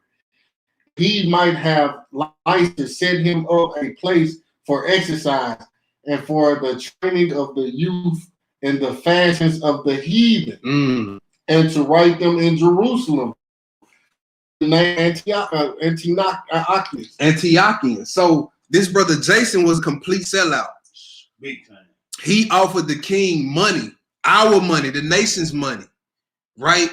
In order for him to do the customs of the heathen and to try to put the imprint on the heathen and they customs on his own people. So he couldn't with the heat to oppress his own people. To enforce the way of the Greek life on his people. Right? This happened in our history, y'all, that must be brought out if you just gonna hop up in the New Testament and start reading about Gentiles. You must know this history to do that. You must know it. Keep reading. Verse 10. Yeah. Which when the kings had gathered, when the kings had granted, and he had gotten unto his hand the rule, he forthwith brought his own nation to the Greekish fashion. You see that? He brought his own nation to the Greekish fashion. Go ahead. And the royal privileges granted of special favor to the Jews by the means of John, the father of the Ephemians. Eupolemus. Yeah. Who went ambassador to Rome for a Median aid. He took away and putting down the government which were according to the law. So at one point in time, the Romans were our allies, but according to prophecy, they couldn't last long because they eventually had to rule over us. So we gonna get into that first Maccabees when Judas Maccabees first heard about the Romans. The brother was telling him about it. He ran down a whole list of what they was about. Go ahead. He brought up new customs against the law, for he built gladly a place of exercise under the tower itself. So under the tower or the temple itself, right by the temple, he had a place of exercise built. All these are Greek customs. The sports, the exercise, they used to wrestle, fight naked. And you look at wrestling, the men is what? Damn near naked. And tights. Booty bag. Go ahead. And brought the chief young men under his subjection and made them wear a hat. Now we got a place of exercise, right? And we dealing with Greeks, right? And he had a place of exercise show up, and he made them wear a hat. Let's see what that means. Let's do a screen share. Let's do a screen share. Cause see, they had a god named Hermes, which was to them they gods of the athletes.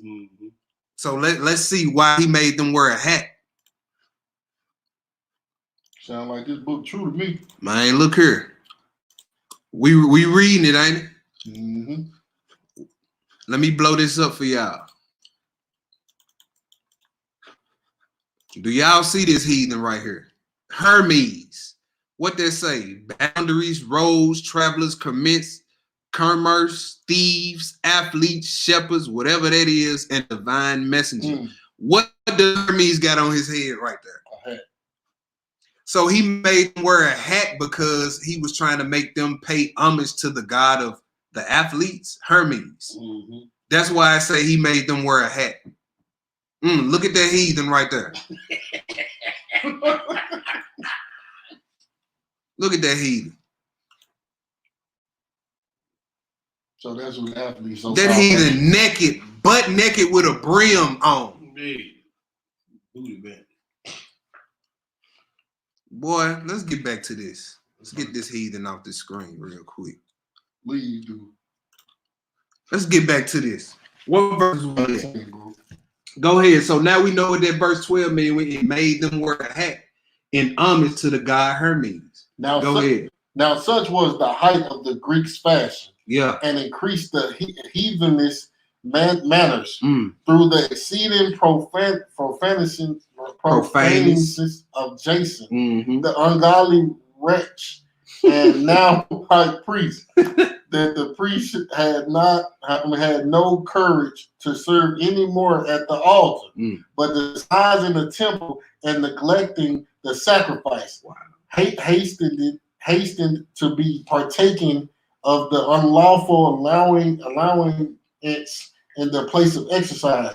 After the game of disgust called them forth. Yeah. Not setting by the honors of their fathers. After the game of discus. Ain't that that's a track event, ain't it? Where you think they got it from? The game of discus. Throwing the discus, throwing the shot put, all that. All that started with the heathens, y'all. What verses you at? We on halfway on 15, bro. Pick it up at 15 again. Okay. Not by the honors of their fathers, but liking the glory of the Grecians. Grecians best of all. Liking the glory of the Grecians best of all. So the Greek way of life, they liking that better than the law, statutes, and commandments of the Most High. They like it. They're better than the law, statutes, commandments of the Most High. But keep reading. Read that next verse. But the reasons thereof sworn calamity came upon them, for they had them to be their enemies and avengers, whom custom they followed so earnestly, and unto whom they desired to be like in all things. Wow. All things. So you want to eat like a Greek, think like a Greek, play sports like a Greek. You know what I'm saying? They want to step like a Greek. And it ain't nothing wrong if you got that talent to play, to shoot a ball, to throw a ball, pursue that. But just know that ain't your end all be all. No, it's time to put that down. It's time to put that down. It's time to put that down. Go. But most likely they doing it on the Sabbath anyway, so you don't supposed to be doing it. Yep. Go ahead, bro. Verse 17. Yeah. For it is not a light thing to do wickedly against the law of God. Yeah. But the time following shall declare these things. Verse 18, go ahead. Now, when the game that was used every fifth year was kept at Tyrus. Now, what games do they hold every 4 years? The Olympics. So on that 5th year, you had the games. After that 4 years of that 5th year, you had the games. See, all this comes from heathens. Go ahead. The king being present, verse 19, this ungraciously Jason sent special messengers from Jerusalem who were Antiochus, to carry 300 drachms. That's money. Of drachms of silver to the sacrifice of Hercules. Of Hercules. Wow. Go ahead. Which even the bearers thereof thought fit not to, but sold unto the sacrifices, because it was not convenient. Convenient. But but to be reserved for another charge. All right, so let's drop that. Let's go to the next spot and let's go to Acts 18 now. All right, this book's so real, man. Let's go to Acts 18 now. So we seeing that, hey, the scriptures is true. Well, let me make sure I say this right before I repeat it. The authenticity of the Bible. Hey. The authenticity of the Bible. Let's go to Acts 18. Pontius Pilate mentioned Greek Jews. Let me see. Sports they still doing today. Let me see. What verse you want, bro? We're going to pick it up at verse 1, but real quick. real quick like Hebrew. Let me do something real quick. I feel bad playing sports now. Oh no. Hey, Most High blessed you with that talent. That's it. All good gifts come from the Most High. Let me see some. I had something written down. I ain't gonna worry about it. We're gonna get back to it. Let's get to Acts 18. First one. We're gonna do 1 through 8. Hebrew 1 through 8. Acts 18, verse 1. After these things, Paul departed from Athens, and came to Corinth. All right, let's get the blue letter. Let's see Corinth. Let's get Corinth. Hold on, let me pull it up. 18. Verse 1.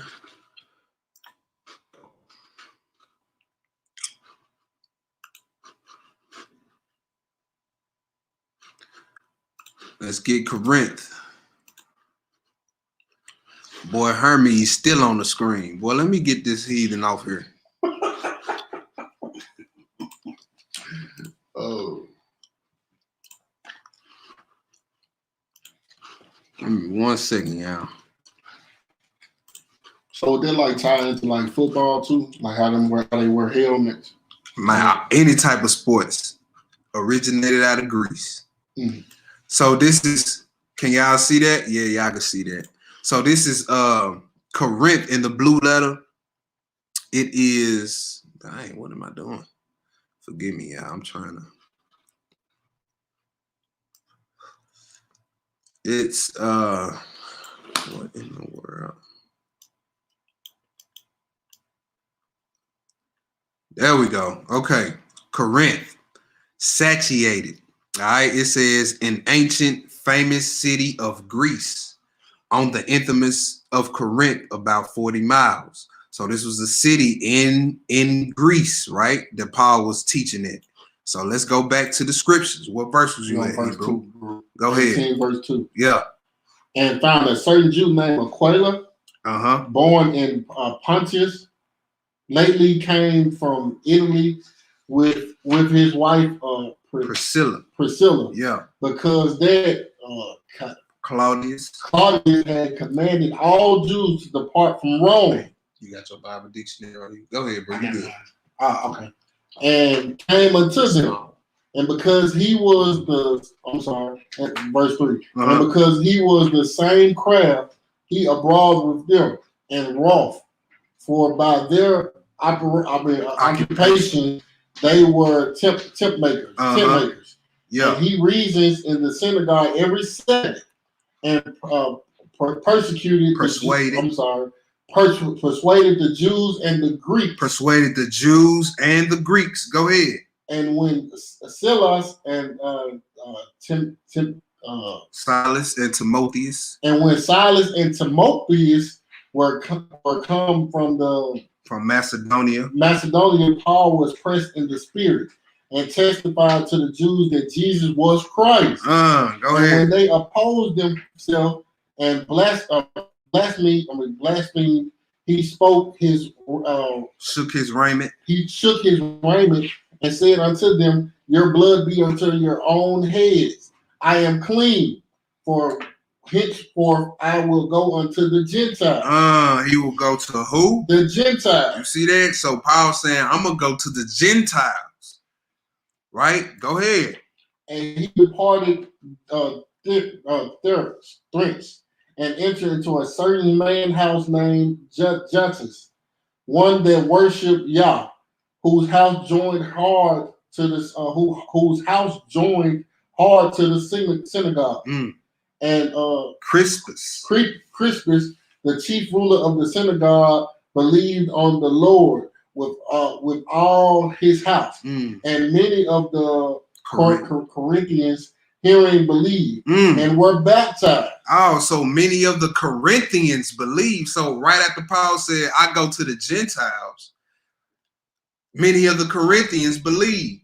Now, many people believe the Corinthians were heathens. No, that's what they believe. That's what they believe, right? Then it say the Jews and the Greeks in that verse 4. So let's get that in the blue letter.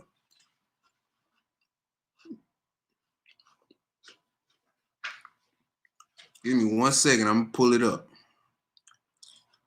Jews and Greeks. That was verse 4.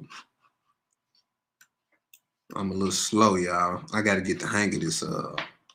All the screen sharing and all that. Greeks. Let's see what this say.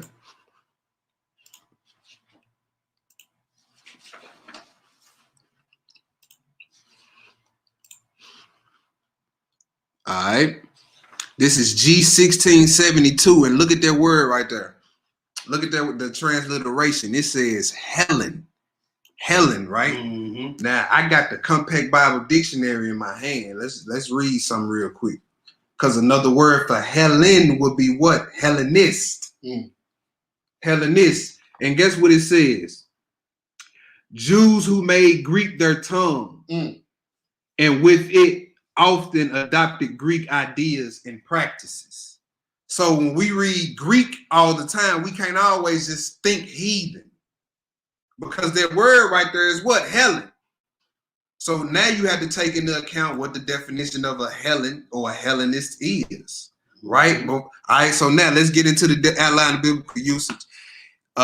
Greek, either by nationality, whether a native of the mainland or of the Greek islands or colonies. In a wider sense, the name embraces all nations, not Jews, that made the language. Now, we know just by our history, what we've been reading and our other scriptures, that that's not true. That it embraces all nations, not Jews. We've been reading that, right? Mm-hmm. It says, and not Jews that made the language. So we learned something else. The Jews made the Greek language. First called Koine Greek. Look it up. Customs and learning of the Greeks their own. The primary reference is to a difference of religion and worship. Strong's definition. Hellen or Grecian. Grecian, we read what Grecian was, right? So right here, now the Strong's definition shows you have to consider both. You have to pay attention to context. Mm-hmm. Hellen, Grecian or inhabitant of Hellas, by extension a Greek-speaking person, or especially non-Jew Gentile Greek. So both is on the table. You can't rule out one and try to keep the other just to hold on to your doctrine. History is proving it. The concordance is proving it. Now we finna show scripture. Now we finna show scripture. So he said the Corinthians believe, right? Yes, this was after he shook his dust off the feet from the Jews and said, I go to the Gentiles. Then it said the Corinthians believe. Let's go to 1 Corinthians.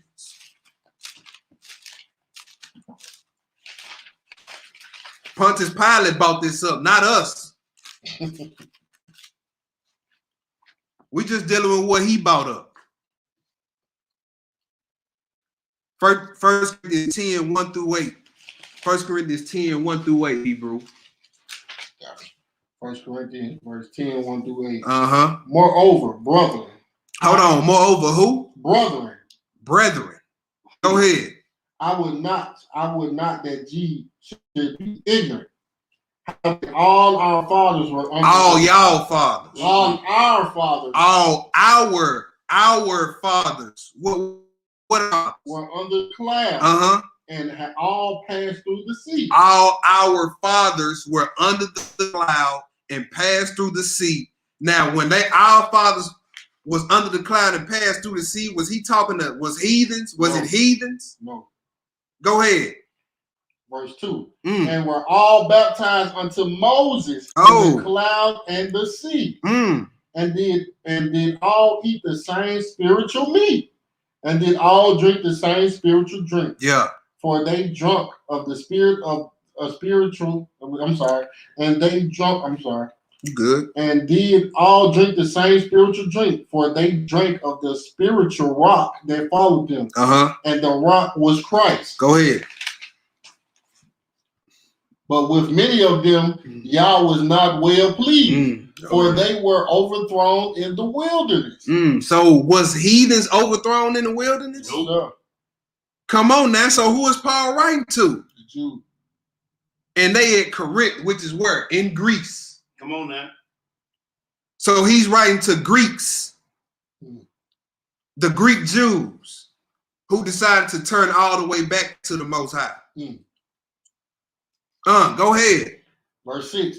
Now these things were our example, to the intent we should not lust after evil things. All right, now skip down to verse 14. Go ahead. Verse 14. Yeah. Therefore, my dear beloved, flee from idolatry. I speak as to wise men. Judge what I say. The cup of blessing which we bless, is it not the communion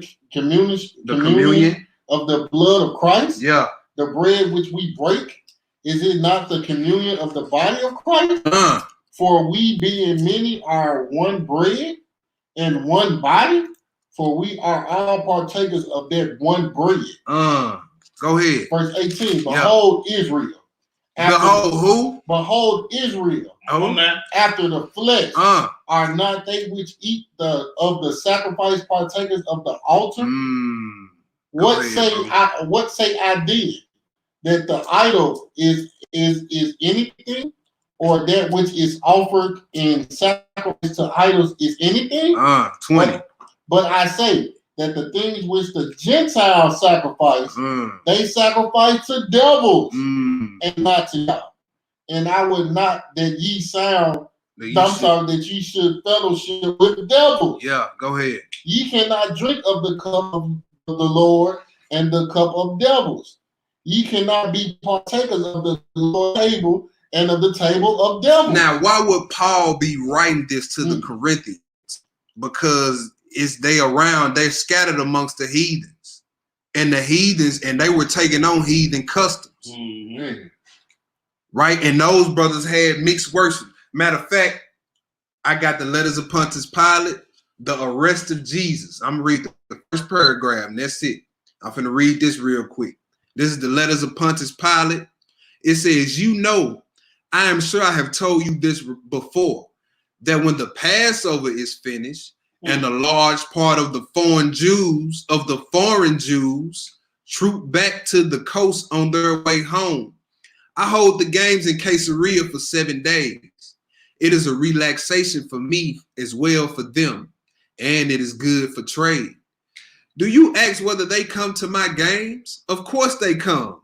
They are not Pharisees.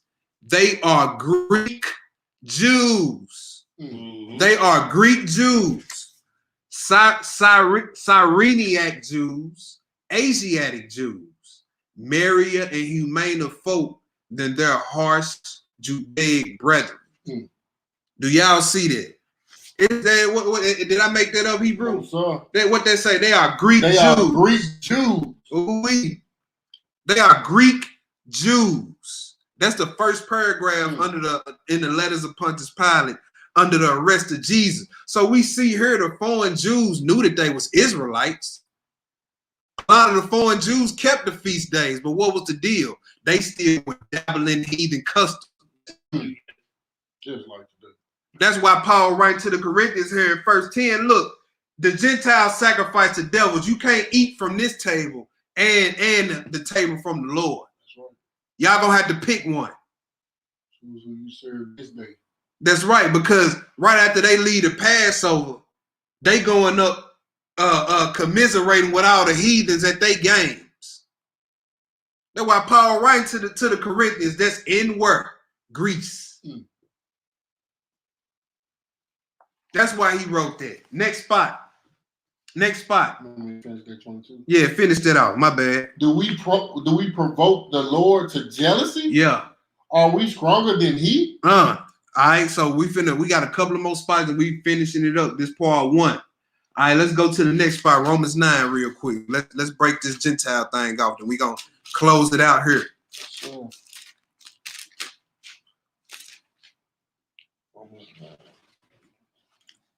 The Bible was authentic. Yes, sir. And this to strengthen any brother or sister out there, so you can be able to defend this thing when they say it's come up against you, talking about the Bible ain't real. Sure. Please.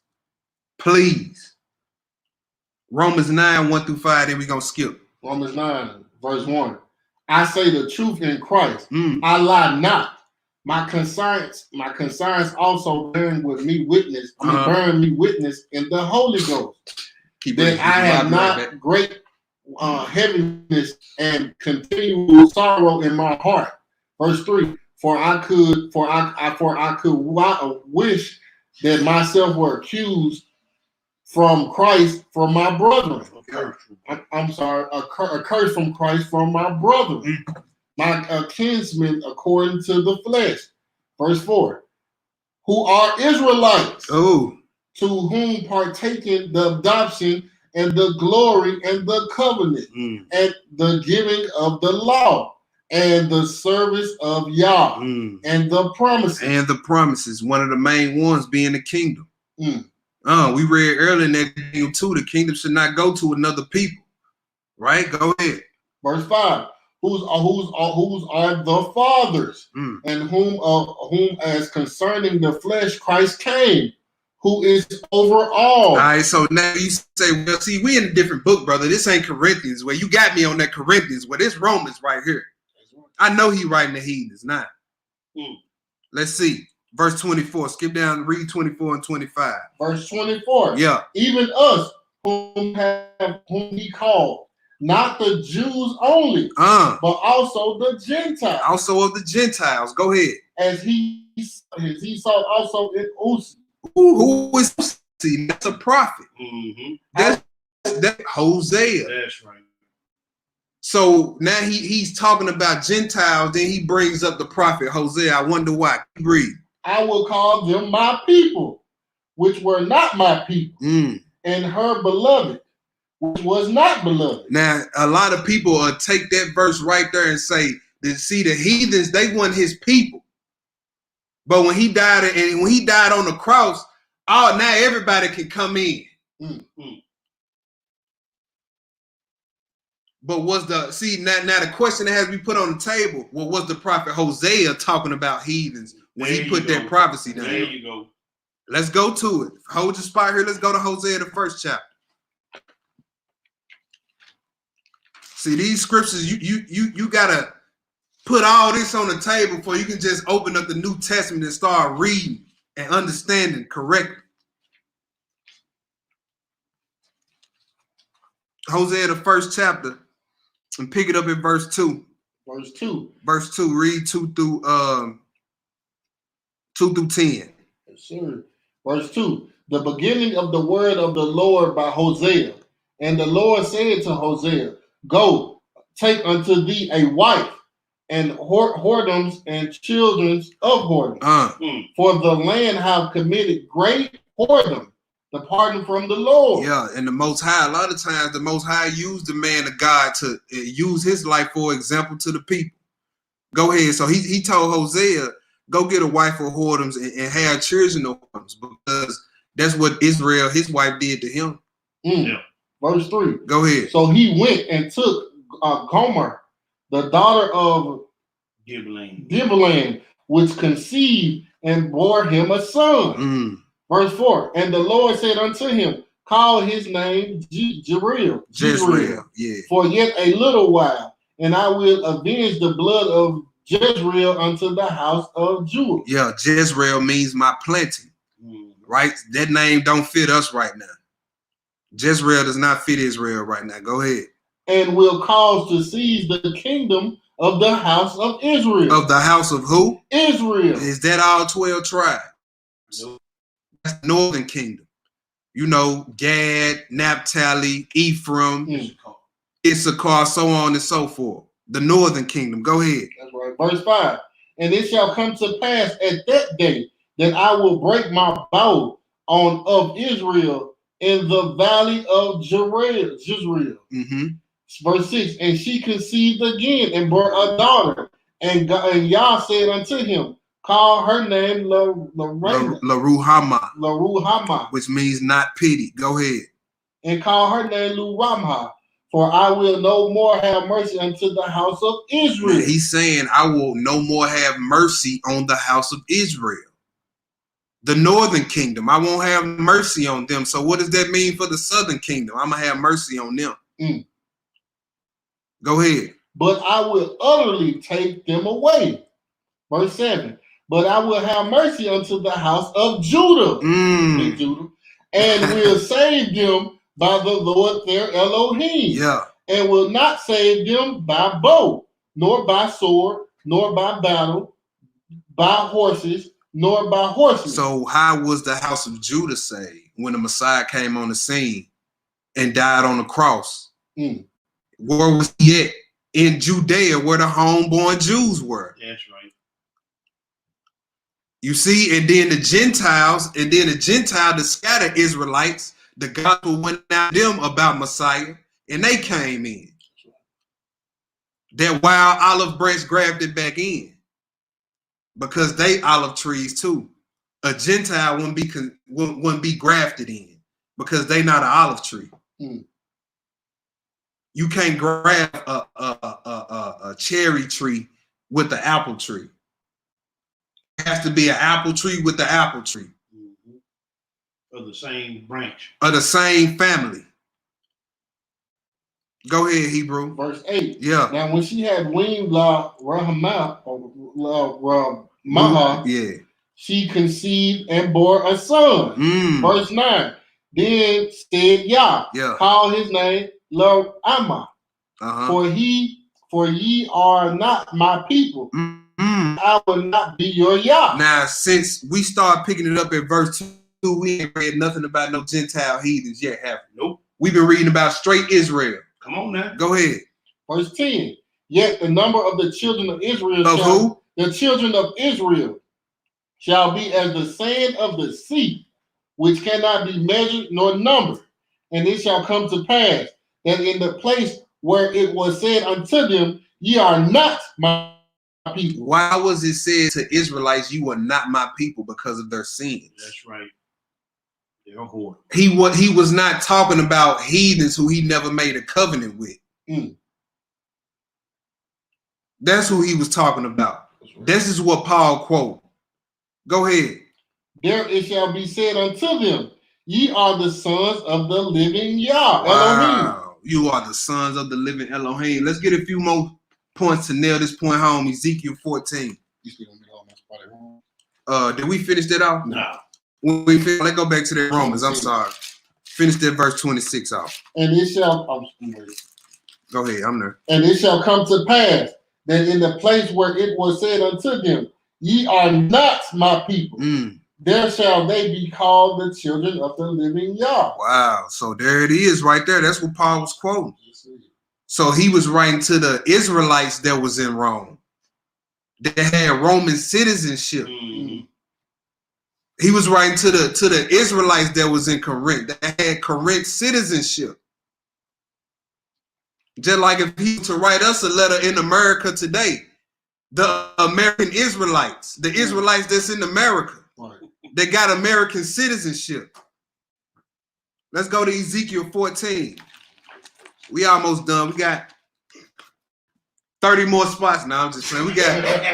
Ain't no wrong with it. We got this spot and one more. Then we gonna shut it off here. We didn't even get through all of part 1. You gonna pick this back up next Sabbath? Yeah. We're gonna pick this up. We're gonna pick it up back next Sabbath. We ain't even really finished part 1. We're gonna close it out on this one though. On these last 2. What you want, bro?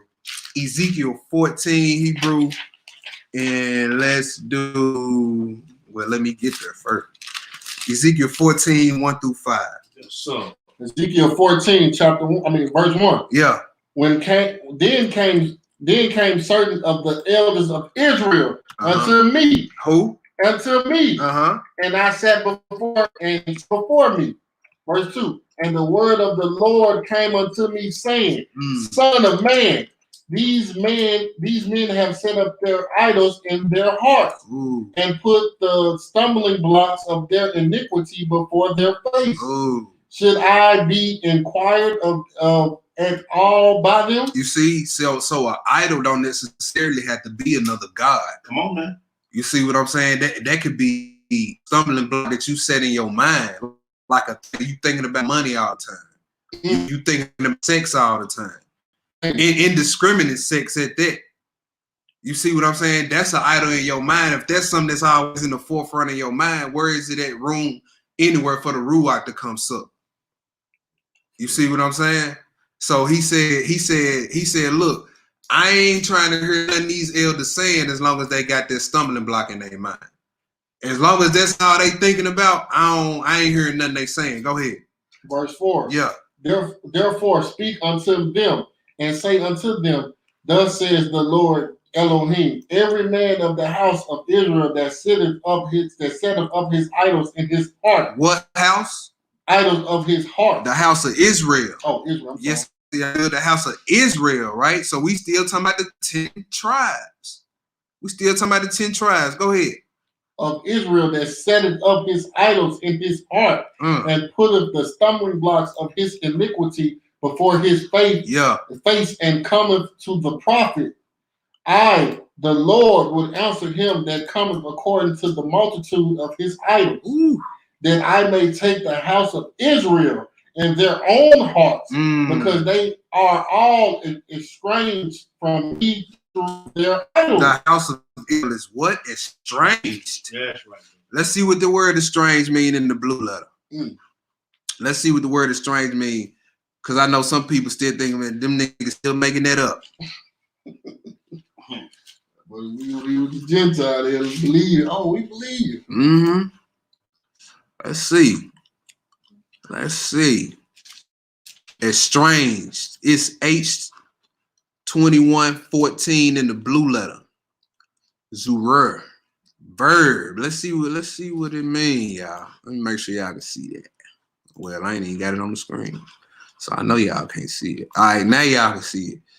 It says to be strange, to be a stranger, to become estranged, strange, another, stranger, foreigner, an enemy, loathsome, of breath, boy, strange breath, loathsome. Strange woman, prostitute, harlot. So a strange woman will be considered a harlot, prostitute. To be estranged, to be a stranger. Another word for stranger is what? Gentile. Wow. So that's prophecy that the 10 northern tribes will become strangers or Gentiles in the eyes of the Most High. Says Hosea, says Ezekiel. All right, let's go to the last spot. Genesis 35, 10 through 11. Did you finish that? You just had verse 6. I just wanted 5. Yeah. You want Genesis? Genesis 35. Let's nail this point home. Then hopefully, Most High willing, next Shabbat, we'll pick it up. Part 2 might be the last. That may be all I need to finish it out. You sure? Yeah. I'll let you know if it's, if it go long. But the sun don't go down to at least a good 4 more hours, man. I mean, we can keep going. We can do all 16 parts today. Let's go to Genesis. Genesis 35, Hebrew. And finish it on out here. Here go another precept about Israelites becoming strangers. Let me pull up on the blue letter real quick, because we gonna look at that.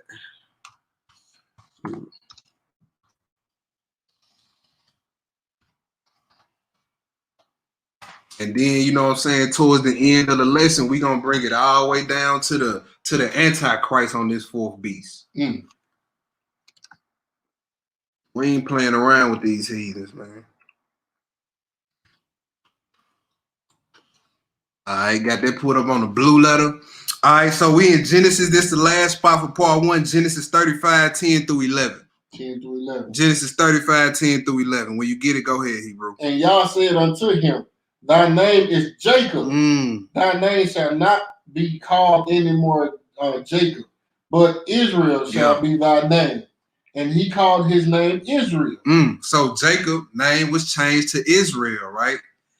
His name was changed to Israel. Now, Jacob had 12 sons, and he had a few daughters. Right. But he never had any heathen children, correct? No. Okay. Read the next verse. And Elohim said unto him, I am Elohim Almighty. Be fruitful and multiply. A nation. Who? A nation. A nation. And a company of nations. And a company of nations. Problem. Shall be of thee. Shall be of thee. Now, Jacob only had 12 sons. That's right. So a company of nations. Yeah, this is the blue letter right here. Yeah. Nations. Let's look at that up in the blue letter, in that verse. He said a nation and a company of nations. Now, the same word for nation in that verse is goy. That's the same word for Gentile. Same word for Gentile. And what's up? Do company first. Company. Okay. All right. That really nailed it all. All right. Let's do company.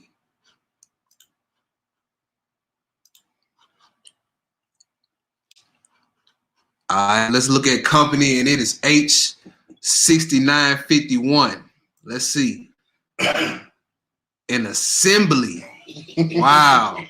Company, congregation, convocation, assembly for evil counsel or war invasion, religious purposes. Company of returning exiles. Oh, man. Ooh-wee. Ooh-wee. Congregation is organized body. Todah Rabbah. Strong's definitions. Assemblage, usually concretely. Assembly, company, congregation, multitude. Boy, look at that. Assembly? Who is the assembly? Who is the assembly of returning exile? Woo! And then the fact that Jacob only had 12 sons and a few daughters. I will yet choose. Man, Israel. So let's look at nations. Nation and nations is the same word. It's goy. That's the same word for Gentile when you look it up. It says nation, people, usually, not all the time, usually of non-Hebrew people. Now look at this. Of descendants of Abraham. See? Of Israel. So Israel can be goy or Gentile. According to Hosea 1. According to Ezekiel 14. According to Genesis 35, 10 through 11. According to this heathen Pontius Pilate. The heathen. Oh man, swarm of locusts and other animals. We're gonna stop it right there for today. Finish that 11. My bad. Go ahead, Hebrew. King shall come out of thy loins. And kings shall come out of thy loins. We're gonna stop it right there for today. Hope if everybody got some understanding, some clarification, and some confirmation, put a 7 or a 12 up in the room. Yes, sir. Put a 7 or a 12 up in the room, man.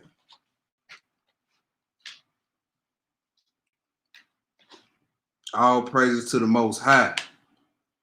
All praises, y'all. All praises. But that was part one. The authenticity of the Bible, the letters of Pontius Pilate, history and prophecy, part one. Most High willing, we'll be back next Shabbat for part two. I might slide in during the week or any before then, to do part two. Cause like I say, honestly, it's probably at least the second part probably be it. Maybe one more part after that, maybe. But that was it. You know what I'm saying? I'm the young lion. Let me say something real quick, bro. Yeah, go ahead, bro. If anybody know me, you know I ain't no nervous, bro. When I tell y'all, I was over here sweating bullets over here. I don't know why. I'm nervous because I don't want to quench the spirit, y'all. So y'all gotta forgive me. When I tell y'all I was nervous, I was over here sweating. This is my first one reading with the bruise. I'm gonna get better at it, y'all. I appreciate y'all. Shabbat shalom. I hope everybody have a great 7. I love y'all. I was nervous. Man, Octars, I go all day, Hebrew. I will. But our people been to cut this off after the 4th hour. They had taken that way back up. I'd still be on here going. Man, I can't breathe. Let me shout some of y'all out on this chat. Let me shout y'all Liz out. Let me see who all on here. Sister Tanny, Shalom, Woody Pete, Yeshaya Ben Israel, Aquila and Priscilla. Shalom, Charles, Yah, Israel. Aquila and Priscilla, but we read y'all names in the scriptures today. Brandon Lewis, Big Doc, Shalom. Appreciate you keeping me on point. I was leaving them screens up here, bro. I saw you come in. Appreciate that, Aki. My mama in the building. LJ, there go to Kirk. There go one of them Kirkwoods. What's up, Corey? You on that plantation today, Hebrew? Who is this on Facebook saying I missed the lesson? Where was you? I'm replying now. Where was you, sis? Uh-oh, somebody missed the lesson. That means we got to keep going.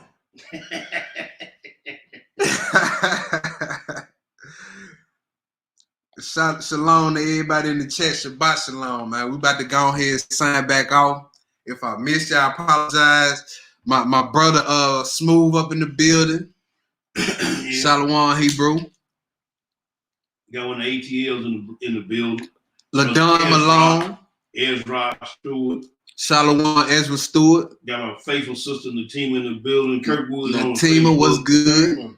Got my your mama in the building. Got my beloved brother from Valdosta, Georgia, Chazak Israel. Shalom, Hebrew. What's going on, bro? Sister Colette. I can see right now. I don't even scroll no more. Jaquan Summer was on there. Sister Rita was on there. All About Y'all was on there. Mm-hmm. So you had a bunch of those Hebrews and Shebrews in the building. Yeah. So, you know what I'm saying? Like today we went over, this is the first part. We touched on how the scriptures came about. It was the Spirit of the Most High moved on the holy men. We also learned it's also the Spirit of the Lord, the Spirit of Christ that was on the prophets. My bad, Charles, Yah, Israel. Please don't forget the Yah. I sure forgot the Yah, Hebrew. But yeah, we went on how every word of the Most High is pure. Man, we went over there's no wisdom, no counsel against the Most High. We went into the persecution of the church under Nero, the burning of Rome. He used the Israelites as scapegoats. We went into the persecution. We learned that Paul and Peter was executed under the persecution of Nero. And many more things, man. Part 2. We're gonna be finishing up part 1, then we're gonna get to part 2, which is gonna finish out Antichrist. All right, so we really gonna deal with this fourth beast. Really gonna deal with it. But that was it. You know what I'm saying? I hope y'all enjoy y'all Shabbats. Any questions? Just hit up the Order Melchizedek email address. You know what I'm saying? If you got my number, just call me, text me. Whatever. This your op, the young lion, Big Prime, the elder sitting in the cut. We out, fam. Yahoo.